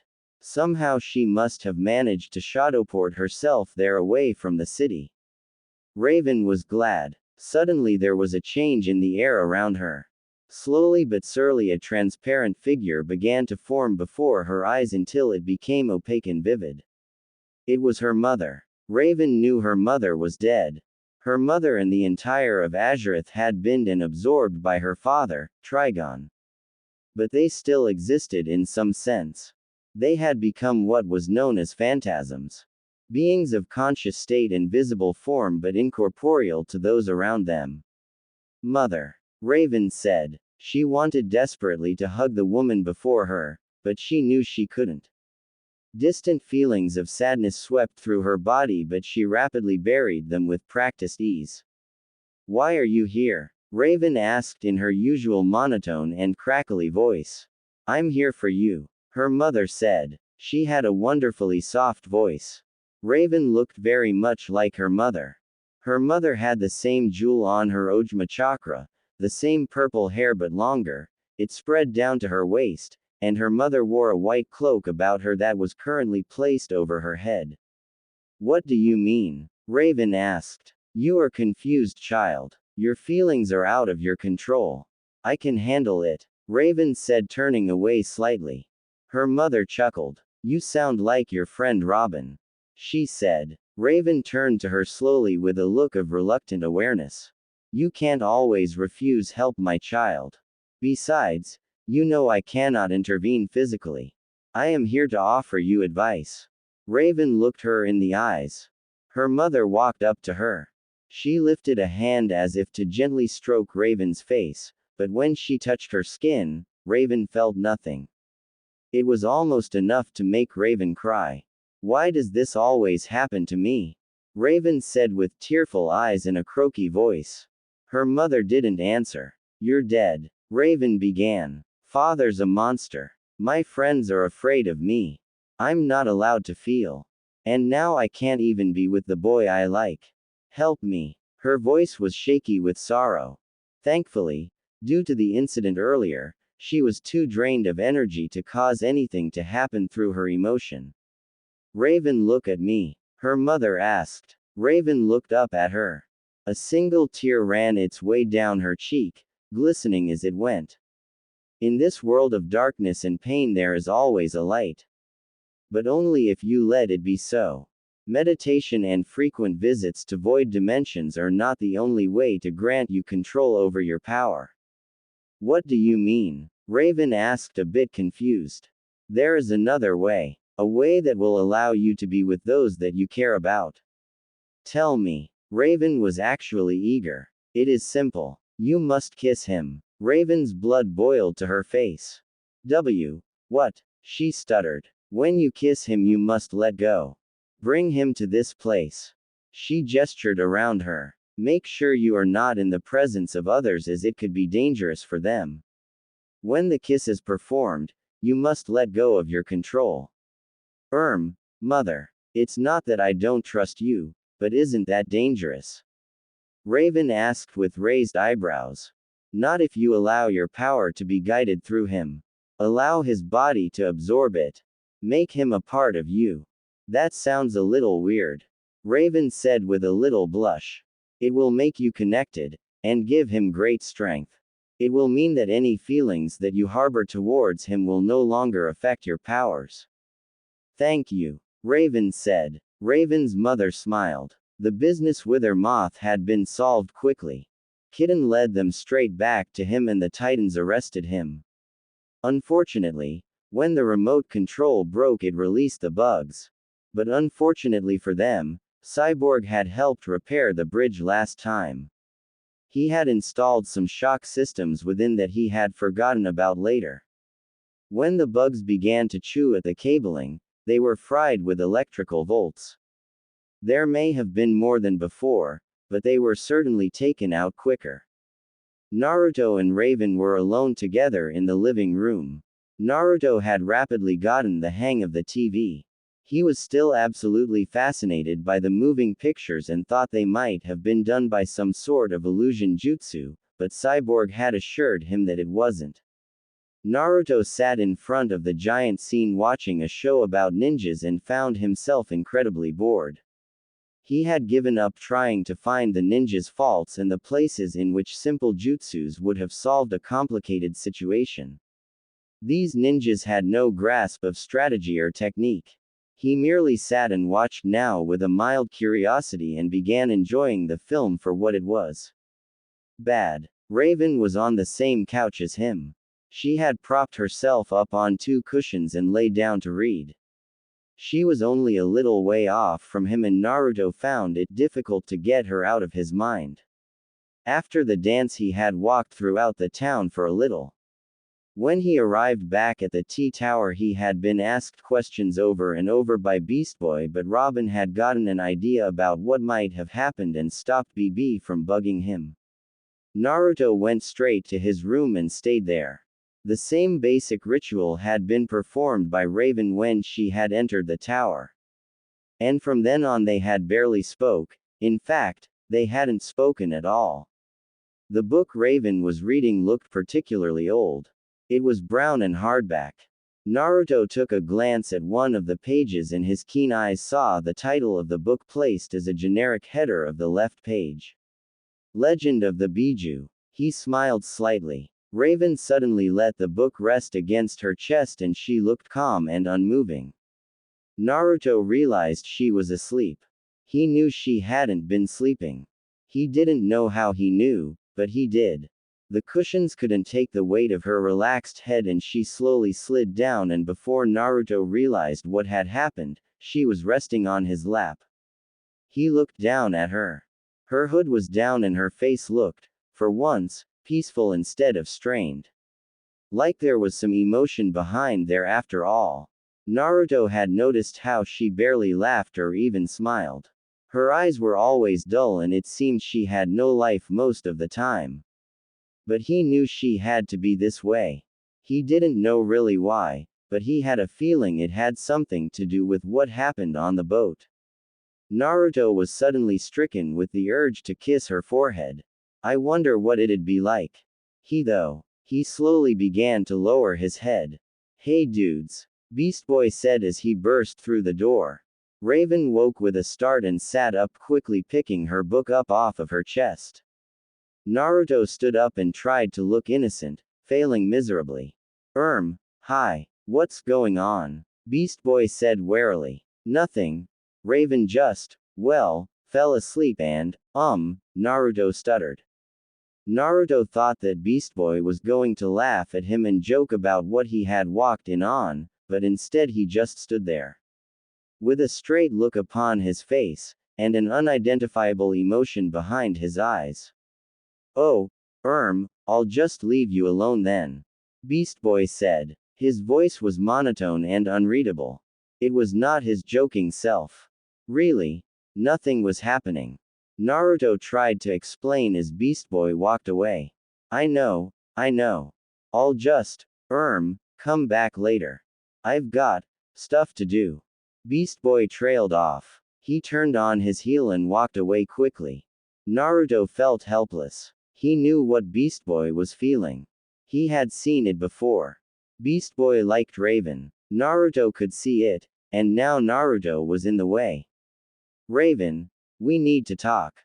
Naruto said. About what? You do know he likes you, right? Naruto said. Beast Boy, are you sure? She asked. It's written all over his face. Naruto answered. Raven didn't remark. She hung her head, obviously in deep thought. Raven, do you, well, like me?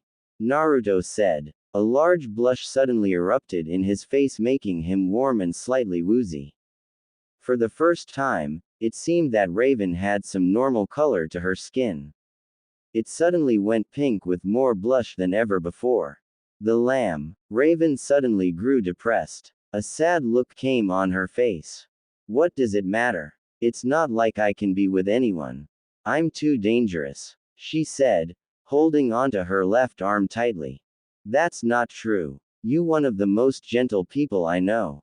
Admittedly, sometimes a bit scary, but gentle nonetheless. He argued. Raven didn't look at him. She stared at her feet and merely stood there doing nothing. You don't know me, Raven said darkly. Maybe I want to. Naruto said kindly. Raven glared at him. If I feel. She began almost angrily. Even just one single emotion. People could die. She looked at him in the eyes. He knew it was the truth. My power is linked to my emotions. If I lose control of them, I can't stop it. I won't hurt those I care about. I'm sorry. She flew up into the ceiling and into a black portal.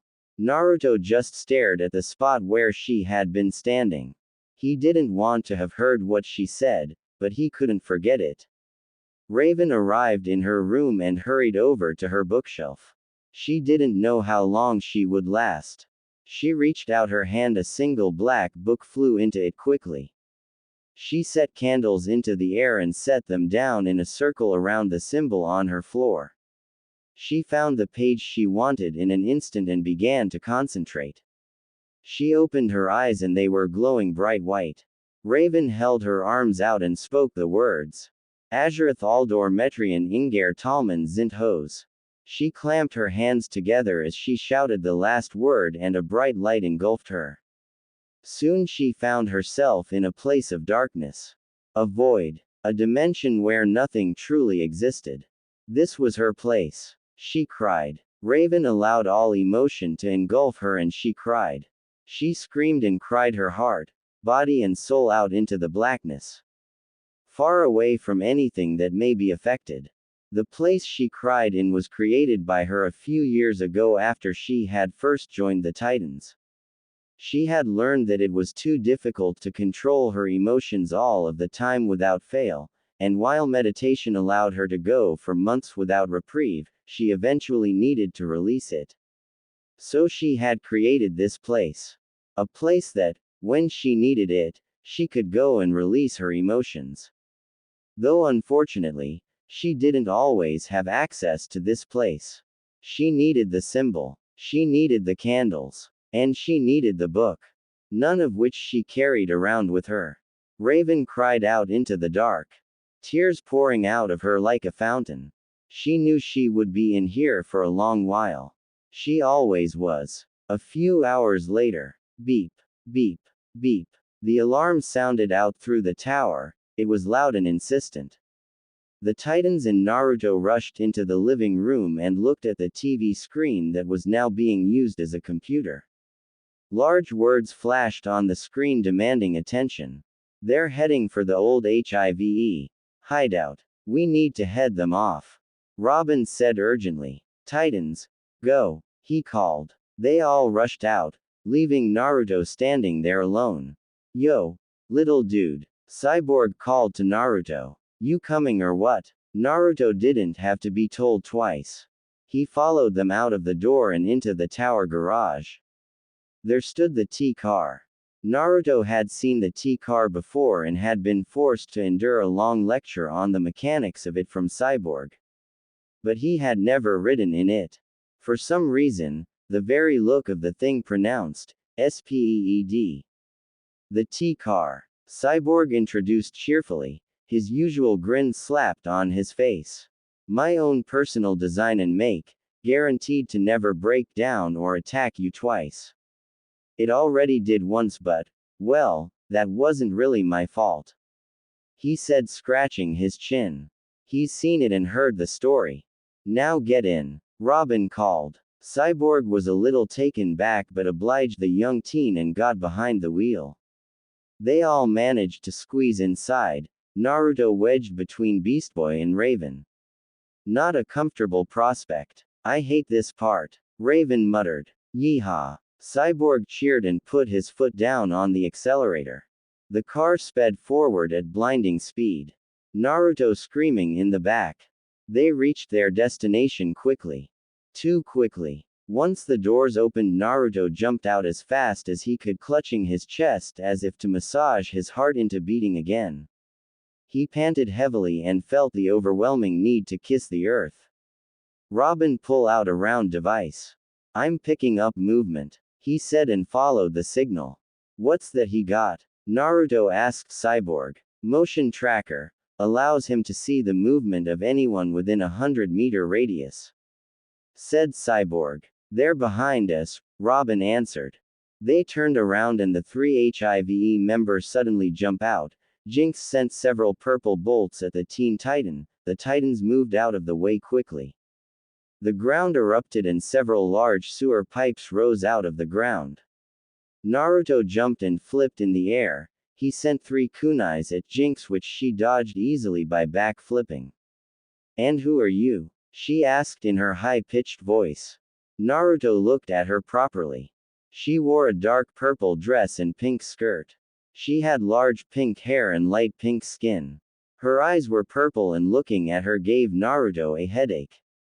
Too much pink. Other than that, she was cute. Does it matter? You're outskilled and outnumbered, he said as he created multiple Bunshin clones of himself. Jinx looked at him with surprise and fear. Your luck's just ran out, Naruto said. This made Jinx smile. All fear gone. You obviously don't know who I am, do you? She asked. She suddenly went serious and narrowed her eyes into a glare. I'm bad luck. She dived at the real him, remembering where he was, and sent an array of bolts into the area. The ground rose up and smacked Naruto in the face. His clones vanished in white puffs of smoke. Unlucky for you, I have a good memory, she cackled. Naruto flipped up and grinned at her.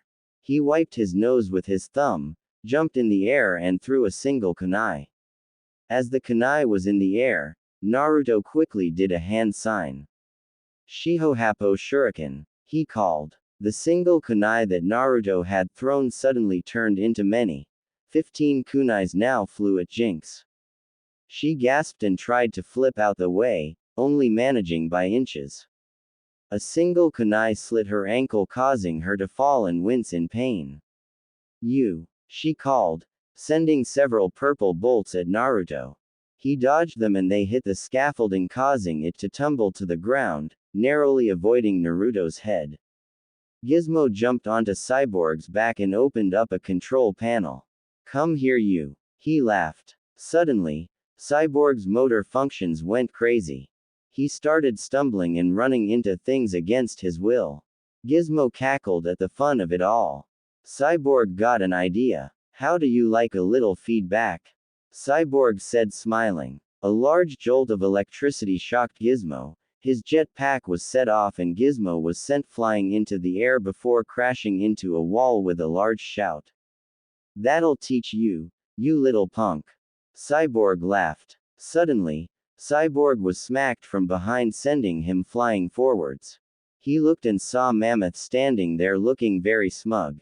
Starfire flew up behind him and grabbed his back, lifting him up into the air.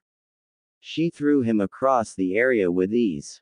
Please be leaving my friends alone, please, Starfire called. A large blast came out from behind Cyborg. Did you miss me? Said a voice from behind them. The Teen Titans turned around and saw, to their shock, Brother Blood standing only a few feet away. He still had all of the powers that had been stripped from him. Hey, aren't you supposed to be dead? Asked Beast Boy, slightly confused. Perhaps I am, perhaps I'm merely a ghost. Either way, he raised his version of Cyborg's sonic blaster. You won't live to find out. Naruto suddenly burst from a corner and kicked at the arm cannon. It blasted a large crater in the ground as it missed its targets. Brother Blood raised his right hand and whacked Naruto round the face, sending him tumbling to the ground.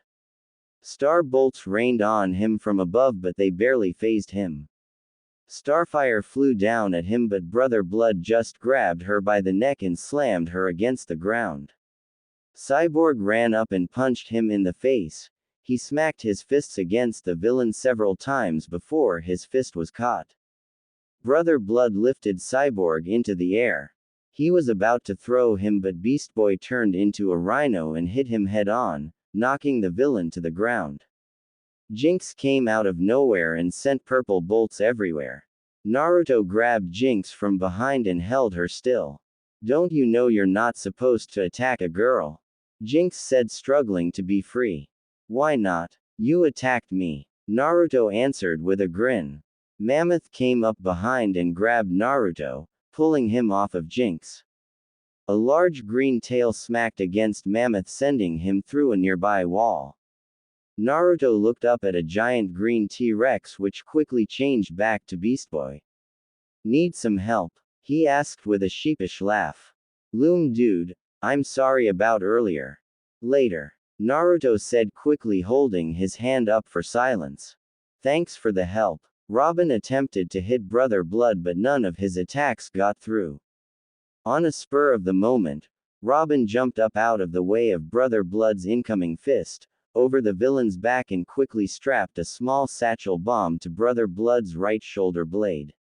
Robin dived out of the way as the satchel exploded, sending Brother Blood hurtling into a wall unconscious. Naruto jumped down from above and grabs Jinx again. The other HIVE members ran away quickly. Naruto watched them go, then smoothly released Jinx. Go, he said. Jinx was confused. Why are you letting me go? She asked. Never fight a surrendered enemy. Ninjutsu Rule 23. Plus you're injured, he said, pointing to her ankle. Jinx just stared at him. Go, before I change my mind, Naruto said firmly. Jinx blushed slightly and ran away quickly. The HIVE got away. Cyborg said. It doesn't matter. I put a tracking signal on Mammoth when he wasn't looking. It should lead us straight to their hideout.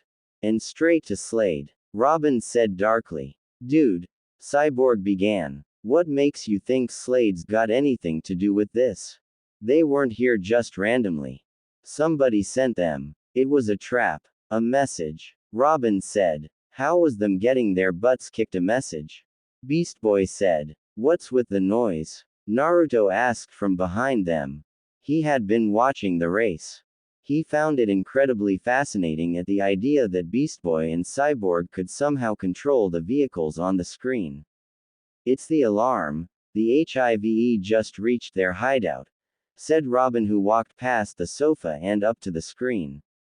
We gonna attack? Cyborg asked. Not yet. I want to take them by surprise. We'll head off in a few days. Let them get comfortable. Besides, I have a plan. Robin said to them. Until then, everyone relax. You'll need your strength. Robin turned to Naruto specifically. Naruto, I want to talk to you in private. Robin stated. It was not a request to see him, but more of an order. And Naruto didn't like orders. Still, he hid his annoyance. Naruto and Robin exited the room into the corridor. Robin waited until the door had closed before he turned to the ninja. What is it? Naruto asked. Me and Raven have been doing some research. And we think we might have found a way to get you home. Robin said. Really? That's cool. Naruto said excitedly. But I want to ask you a favor before you go. Robin said. Sure. What is it? Naruto asked. We need your help. I would like you to infiltrate the HIVE hideout. We've found out they're recruiting members and I think you should go in undercover. You don't have to if you don't want to, but it would be a real big help. Robin asked. Naruto thought for a moment and obviously struggled with the decision. Robin nodded. All right, I'll talk to you tomorrow, he said and then walked away. Naruto made his way down the hall to his bedroom. There he collapsed on the bed and thought. These last 2 weeks had been the most strangest and chaotic he had ever experienced. First he got tortured by the Akatsuki, then he got thrown into another dimension, now he's trying to save the new dimension he doesn't even know that much about. Things really were messed up. A knock at the door woke him from his thoughts. May I enter now please? Starfire's voice rang out from behind the door. Naruto went and opened the door to let her in. Starfire walked past him and stood there with her hands clasped at her waist in front of her. I know what Robin has asked of you. I also know it is hard. You do not have to help us. If you would rather go home, I am sure Robin or the others would feel no ill will against you, she said hastily. Starfire looked at Naruto carefully. What is waiting for you at your home? She asked. Naruto thought about this. There was only one answer to such a question. Nothing, he said quietly. My senseis think I'm a joke. My friends find me annoying at the best of times. And the only girl I like barely knows who I am. I remember what was happening to me before I came here. I was being tortured by the Akatsuki. Naruto said softly. Please, just tell me what you need of me and I shall give it gladly, she said. He tried to say something but it came out incoherent. What? Air, he rasped out. Oh, she said quickly, letting him go. I am sorry, I sometimes forget that Earthlings are not used to Tamaranian strength. Tama what? Naruto asked, looking confused. I am not of this world. My planet, Tamaran, is several light years from this one. Starfire explained. You're from out there? Naruto said, looking shocked. Do you not have aliens where you are from? She asked. No, actually we don't, he said, scratching the back of his head. Tell me about this world of yours, she asked. Sitting on the bed. Well, he began, trying to find the right words to explain his home. Well, I'm constantly under attack. I'm a student at the Ninja Academy and we're kinda the world's only hope. That sounds really bad, doesn't it? Naruto said shyly. Actually, it sounds rather similar to this one. We too are constantly under attack. And we seem to be the only hope of the world many times a day, she said. Actually, this world is very different. For starters, you don't have ramen, he joked. Well, at least I haven't come across any. What is this ramen you speak of? Starfire asked. Naruto looked at her shocked. You've never had ramen? He asked. It seemed he were horrified at the idea that someone might never have tried ramen. As if it were a nightmare. Is this bad? Starfire asked cautiously. Oh no, it's huge, he suddenly screamed, making her jump and squeal slightly. Will it hurt people? She asked, looking rather frightened. Well, he thought. No, it won't. But it's still huge. How could you never have tried ramen? I could live off the stuff. I do live off the stuff. Naruto was beginning to frighten Starfire quite a bit. While he carried on ranting about ramen, she slowly crept out of the room, closing the door quietly. She could still hear him shouting from down the hall. An hour later. Has he finished in there yet? Beast Boy asked. The others shook their head and Beast Boy sagged, his arms waving at his sides. How long can one person talk about ramen? Especially seen as no one's even in the room to listen. He's talking to himself, Beast Boy yelled. All of the sudden, Naruto's ranting stopped abruptly. There was a single moment of silence before they heard a confused voice say, Hey, where'd everybody go? Naruto came out of the room and found them standing outside. A single sweat drop became visible at the side of Naruto's head. How long have you guys not been in the room? He asked. About an hour. Cyborg said simply. You wouldn't stop ranting about ramen, so Starfire just kind of left. She got us and we've been waiting for you to stop for a while now. Naruto looked a little embarrassed. Oops, he said. Anyway, have you decided whether you want to help with us or not? Robin said. Naruto looked at Robin thoughtfully. One of the major codes of the ninja, Naruto started, is to always help those in need, despite of yourself.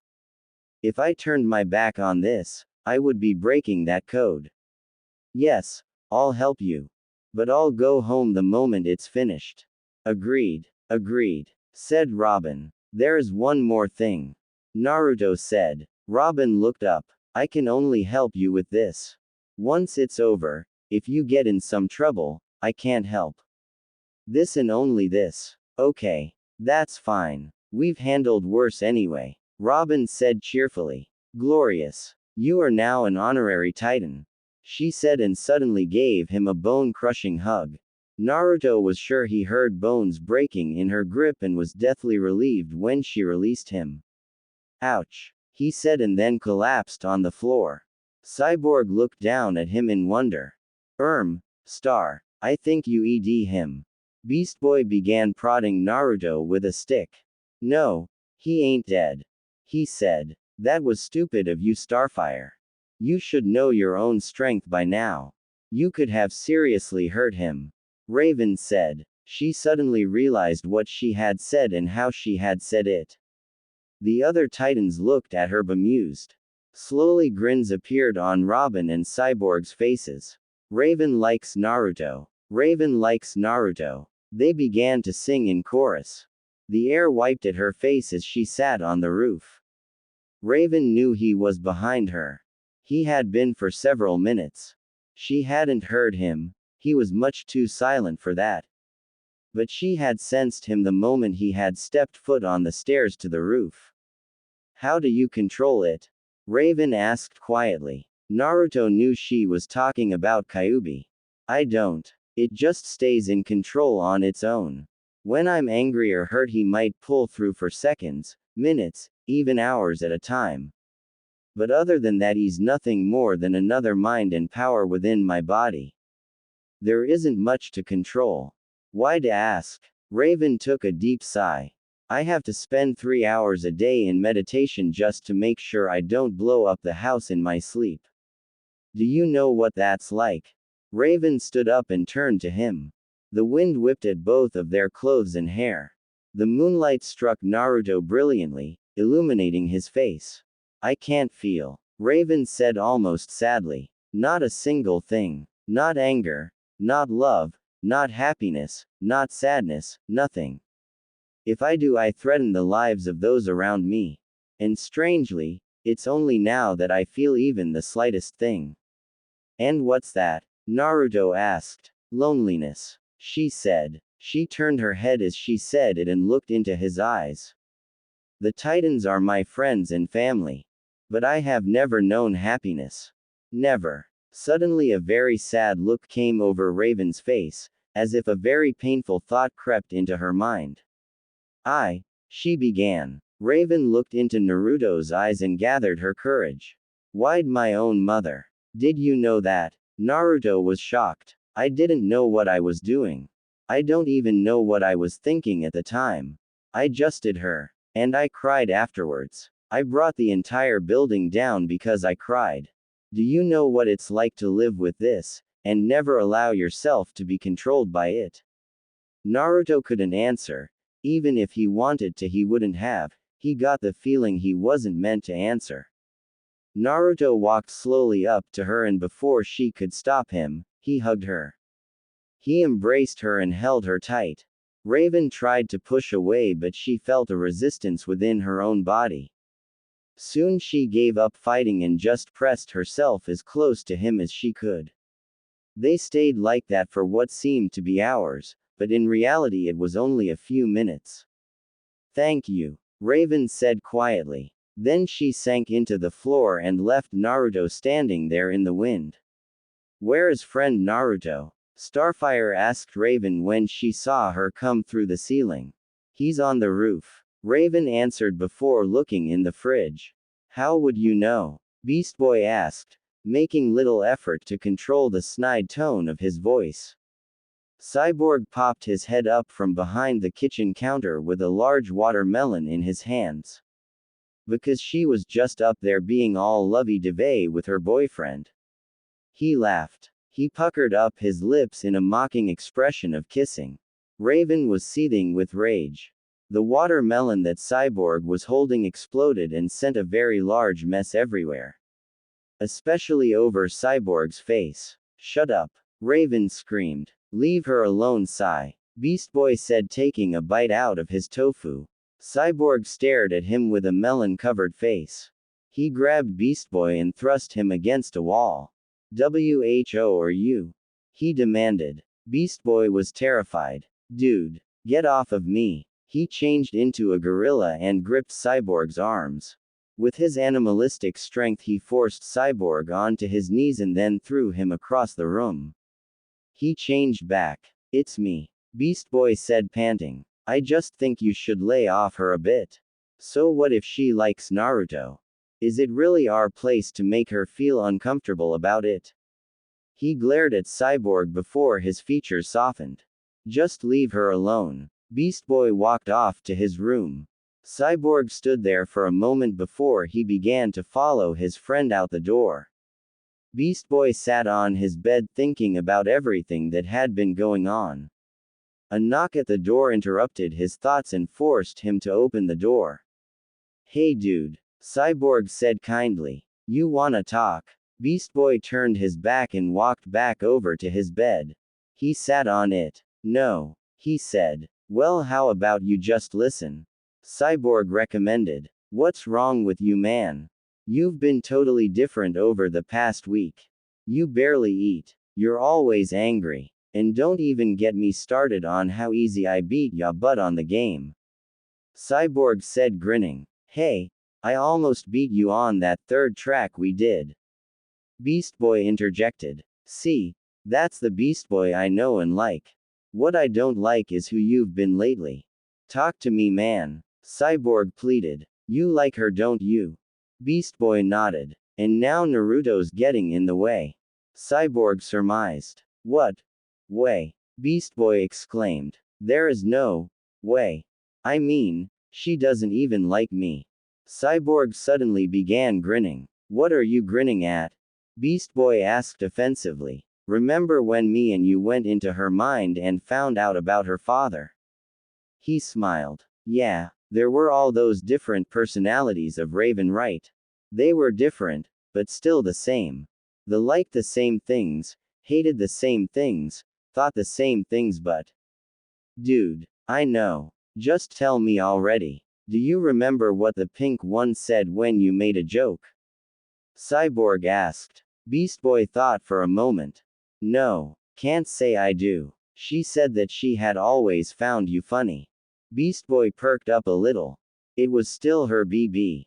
"She finds you funny. She likes you. Maybe not in the way that you like her, but as long as she doesn't hate you. There's hope." Beast Boy smiled. "Thanks, man." Suddenly the tower alarm sounded throughout the building. It was Johnny Rancid. He was back and holding two nuns hostage at the convent.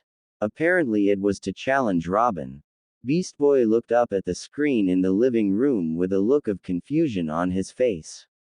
"Is it just me, or has this week been really busy?" he asked. "I mean, first there's Cinderblock and Slade, then there's Hermith, HIVE and Brother Blood, and now Johnny freakin' Rancid. When will it end?" Beast Boy exclaimed loudly. "We'll worry about that later," Robin said, running out the door. The other Titans followed. "Come on, Robin. I know you're out there." Johnny Rancid shouted out into the playground. He fired off a few rounds of his pistol into the air. "Give it up, Rancid," Robin said from behind the villain. Johnny Rancid turned around slowly with an evil grin on his face. "You can't beat me this time, Robin," he said, holding up his right arm. "I've had some improvements done." Suddenly Johnny Rancid's arm opened up and turned into a large gun. The two nuns at his feet whimpered at the sight of the weapon. Johnny fired at Robin with limited accuracy. Robin dodged out of the way, jumped up into the air and threw a smoke disc at him. It exploded in a large puff of smoke. Johnny coughed in the gas. Robin leapt into the air and smacked Johnny around the head with his pole. Johnny fell to the ground but got to his feet quickly afterwards. Johnny held up his robotic arm again and fired a missile at Robin. Robin tried to dodge but the missile followed him and struck the ground at his feet. Robin flew back, dazed and hurting. The sound of Johnny's laughter filled his head. "You're pathetic," Johnny said evilly. "And you're definitely stupid. Did you really think you could take me alone?" "Yeah, I thought I could. But just in case I couldn't, I brought company," Robin said on the floor with a grin. Suddenly a sonic blast hit Johnny in the back and sent him sprawling to the ground. Smoke came off of him in wisps. Johnny dived out of the way of another blast and fired another missile. This time at the other Titans. The explosion knocked Beast Boy down and blocked the other's vision due to dust and smoke. This gave Johnny enough time to reach his bike. He got on the bike, activated the engine, and sped off quickly. "Get back here," Robin said angrily. Robin pressed a single button on his belt and within seconds his bike was beside him. He got on, turned the engine on and sped off after Johnny. "Hey, dude, wait up," Beast Boy called after his friend, but Robin didn't hear. The young teen was already speeding away. "Dude, he left us," Beast Boy exclaimed. "Just help me with this," Cyborg said, unwrapping the ropes from the nuns' hands. He set them free and thanked them all for their help. The nuns ran away as fast as they could. "I'm gonna call the T-car." Cyborg opened up a panel on his arm and pressed a single button. The T-car was there in moments. It sped up to them and stopped skillfully with a skid. They all began to get in but Cyborg noticed something. Naruto wasn't here. "Hey, where'd Naruto go?" he asked, looking around. "He must have gone after Robin, come on," Cyborg ordered. He got in the car and sped off after Robin. They were just ahead. Naruto could see them clearly. He skipped across the roofs with effortless ease. His footing was perfect. The two bikes sped off round a corner away from Naruto's position.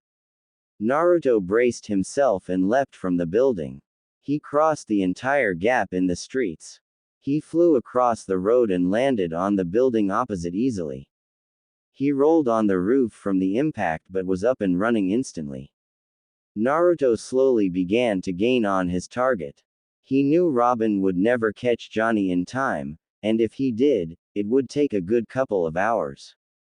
They turned a corner in front of him. Perfect. Naruto jumped off the building. In moments two kunai were in his hands. He threw them with pinpoint accuracy. They struck the wheels of Johnny's bike, causing him to skid and fall off the bike with a roll. He was unconscious. Naruto landed in a crouched position. Robin skidded to a halt beside him and looked at Naruto angrily. "Why did you do that?" Robin yelled. "I had him." Robin stormed off in the other direction, leaving Naruto feeling very confused. The T-car pulled up shortly and Naruto looked to Cyborg for an answer into Robin's behavior. "Yeah," Cyborg began with a hand tucked behind his head. "Robin's a complex sort o' guy. You kinda interrupted his bike ride. Robin likes to do things himself, and he gets a little angry when people butt in. Even if they're only trying to help. Well, that's the definition of teamwork, and I think Robin needs to understand that or we might have a problem," Naruto said darkly. "Hey, don't go picking a fight now," Cyborg warned. "Hey, I just helped him. And what do I get?" He screamed in my face and said I shouldn't have interfered. If that's the way he's gonna treat me, then he better not be counting on my help with this HIV thing. "Hey, come on," Beast Boy said. "Don't do that. Robin's just one of those guys, Yeah, no. No, I don't know. Where I come from, when someone helps you out, you say, thank you. Now he either apologizes to me for shouting and then says, thank you, for me helping him, or I leave. Naruto warned. Okay. Let me go talk to him. Cyborg said understandingly. Cyborg walked over to Robin, who was currently placing an unconscious Johnny Rancid in cuffs. He was there for only a few minutes before he escorted Robin over to Naruto. Now what do you have to say? Cyborg said, grinning and speaking as though he were talking to a child. Robin did not look pleased with this at all. I'm sorry, he mumbled with a scowl. And, Cyborg urged. Robin muttered something quietly. I didn't hear you, Cyborg said. Robin brought his elbow back into Cyborg's ribs, sending the mechanical man to the floor. Thank you for helping me, Robin said reluctantly. You're welcome, Naruto said, smiling. Before any of them could speak again, they heard a strange sound from behind them. They spun round in defensive stances, ready for a battle. But they were not ready for what they saw. Hundreds of fangirls were running at them, screaming at the top of their lungs. Beast Boy was up front in a flash. Finally. They love me. Come to me, girls. The girls ran straight through him, trampling him to the floor. They all pounced on Naruto at once. Naruto tried to make a bunchin double, but the girls were too fast. They drove him to the ground, screaming his name over and over again. They began tearing at his clothes and giggling humorously. In a single moment he was down to nothing but his blue boxers, his headband and the necklace that he had fought hard to keep from the girls. Beast Boy would have laughed like crazy if he had have seen the small frog on Naruto's underwear. But he was currently too caught up in shouting his rage to the world at his bad luck with women.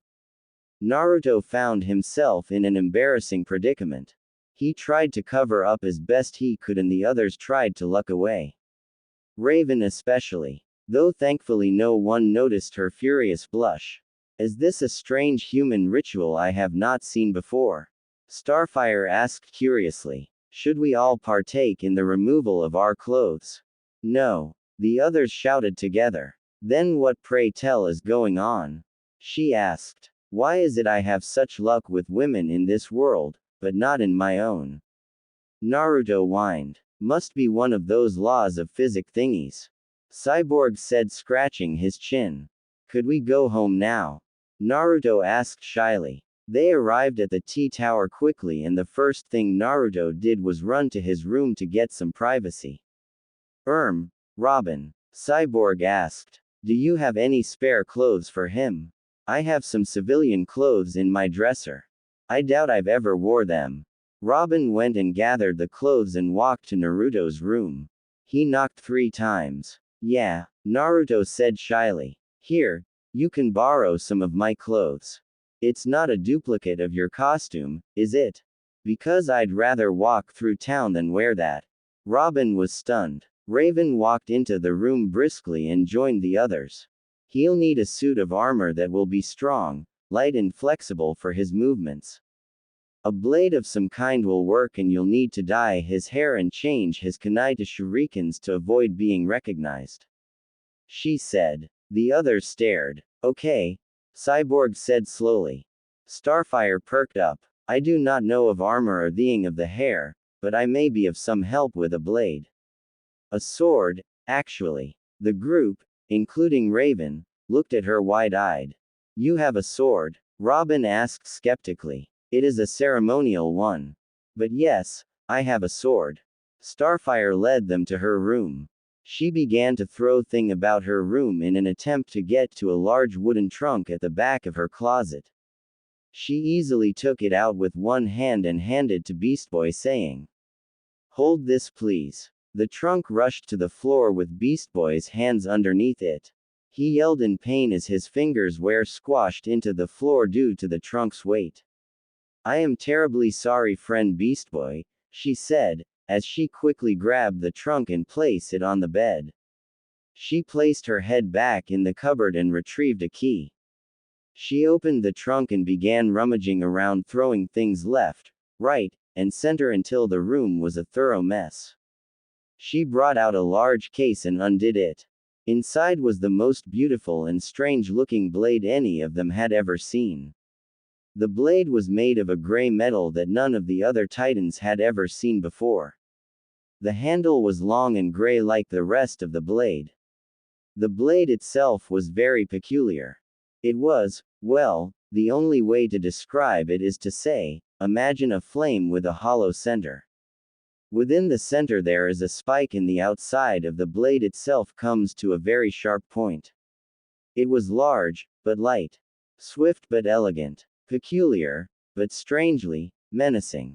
It was perfect. She handed to Naruto. Naruto swung the blade experimentally and found it surprisingly light, and, as he cut through a part of Starfire's bed by accident, very sharp. Perfect, Naruto said. Cyborg was inside his room and working on Naruto's armor. He was installing cybernetics to allow for increased speed and strength. He also inputted some spy equipment and listening devices. Soon the armor was done and they moved on to the next task. Then they set Naruto dyeing his hair into pure white and replaced his kunai with shurikens.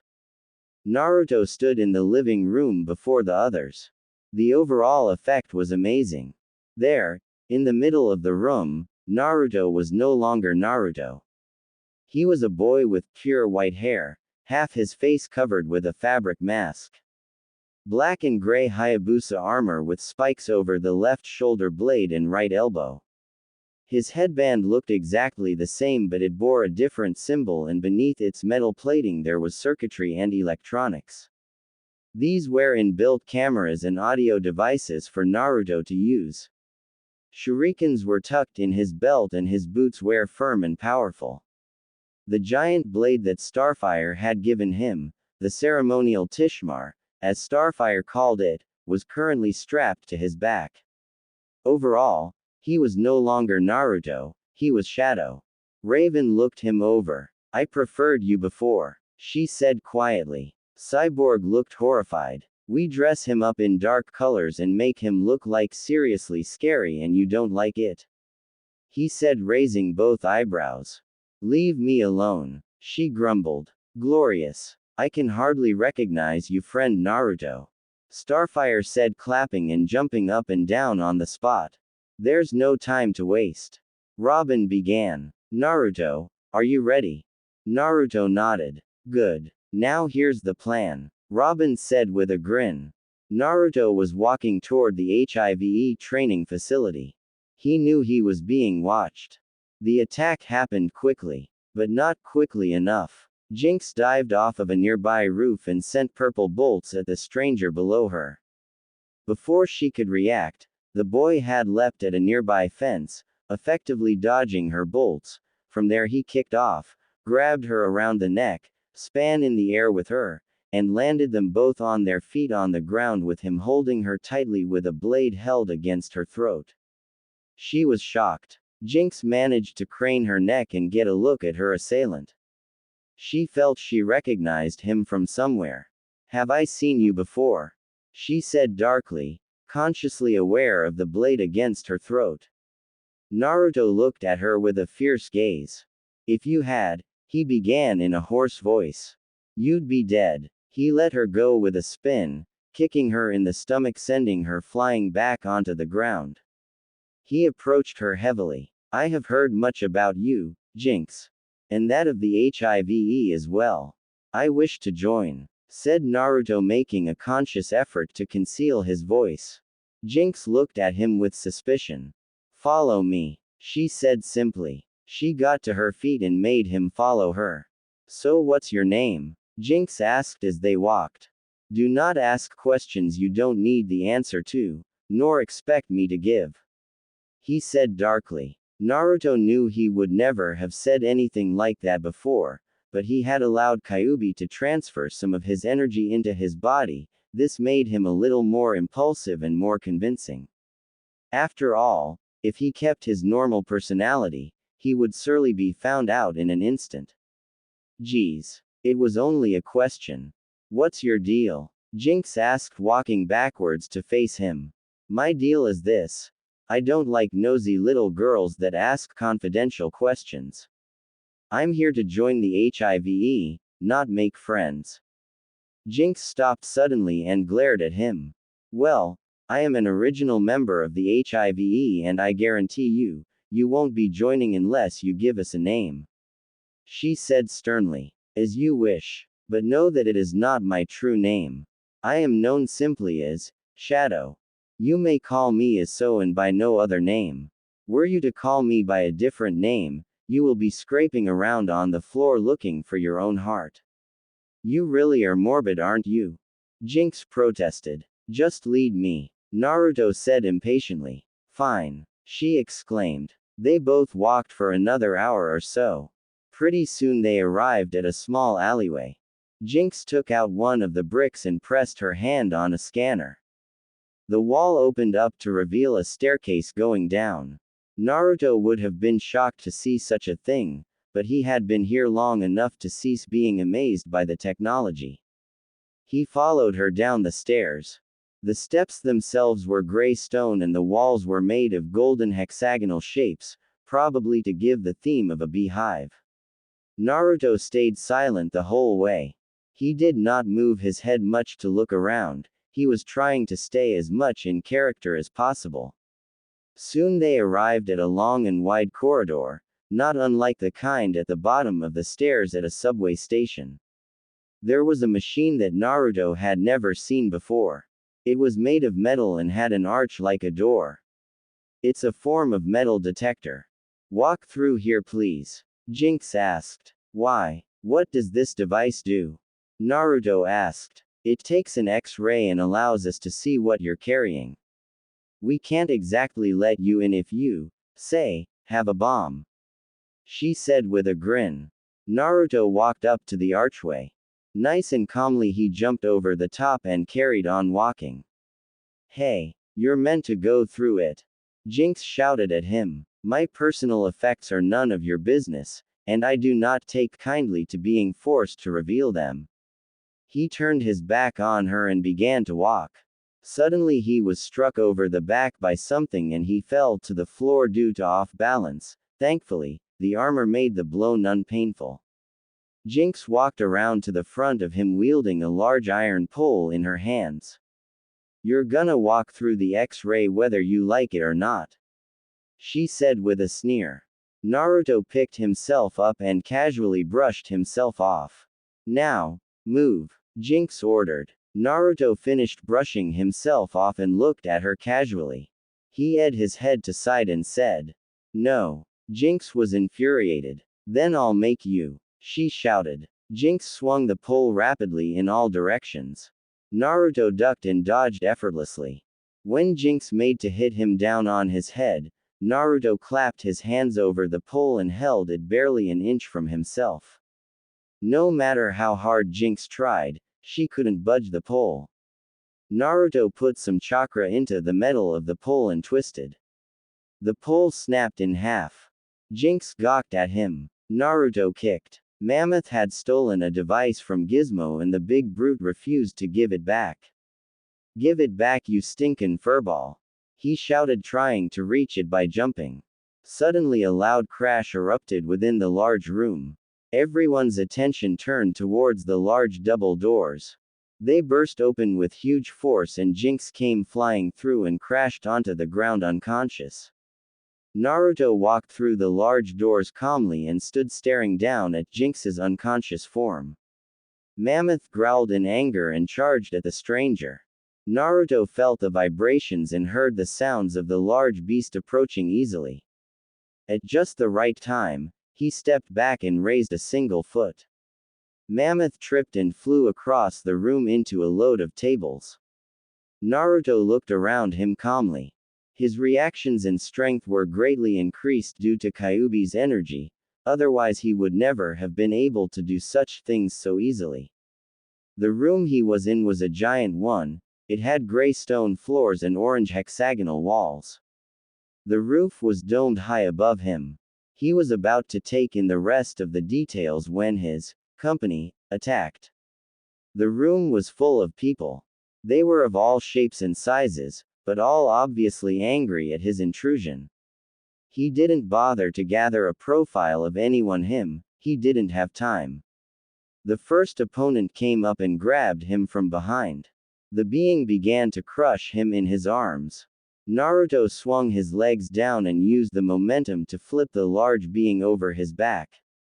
He quickly backflipped to avoid a large blast from some kind of weapon and threw a single shuriken in the direction it came from. The shuriken lodged itself in the person's weapon and overloaded. The gun exploded, sending the individual flying back against a wall. Opponents attacked from all angles. Naruto used his newfound speed to dodge and counter all attacks. Not a single hand, paw or claw found its mark upon him. Soon the ground littered with unconscious individuals. He didn't want to seem completely hostile.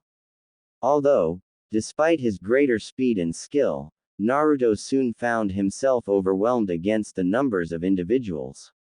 Naruto rapidly dodged out of the way of several attacks and created at least 10 Bunshin doubles.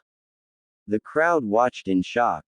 Naruto used this to his advantage. Him and his clones attacked simultaneously and rapidly his opponents were defeated. Others ran away to the corners of the room while those conscious on the floor groaned in pain. A whirring sound met Naruto's ears.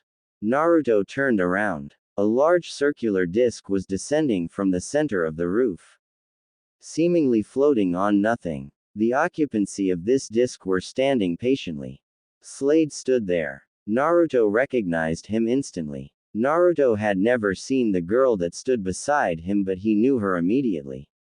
She was Blackfire. She was Starfire's sister and a mean piece of work. Naruto knew who she was from Beast Boy, who had taken it upon himself to constantly narrate all the Titans' adventures of the past.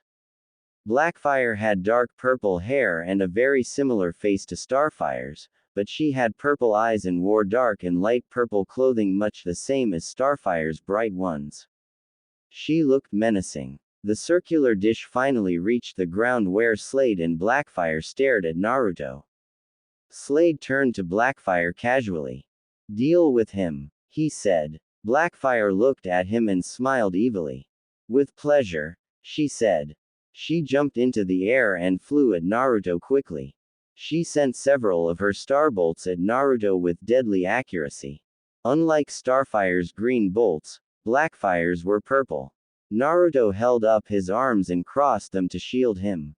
The bolts erupted against him, sending him flying back into the air. He backflipped and landed on the floor with a skid.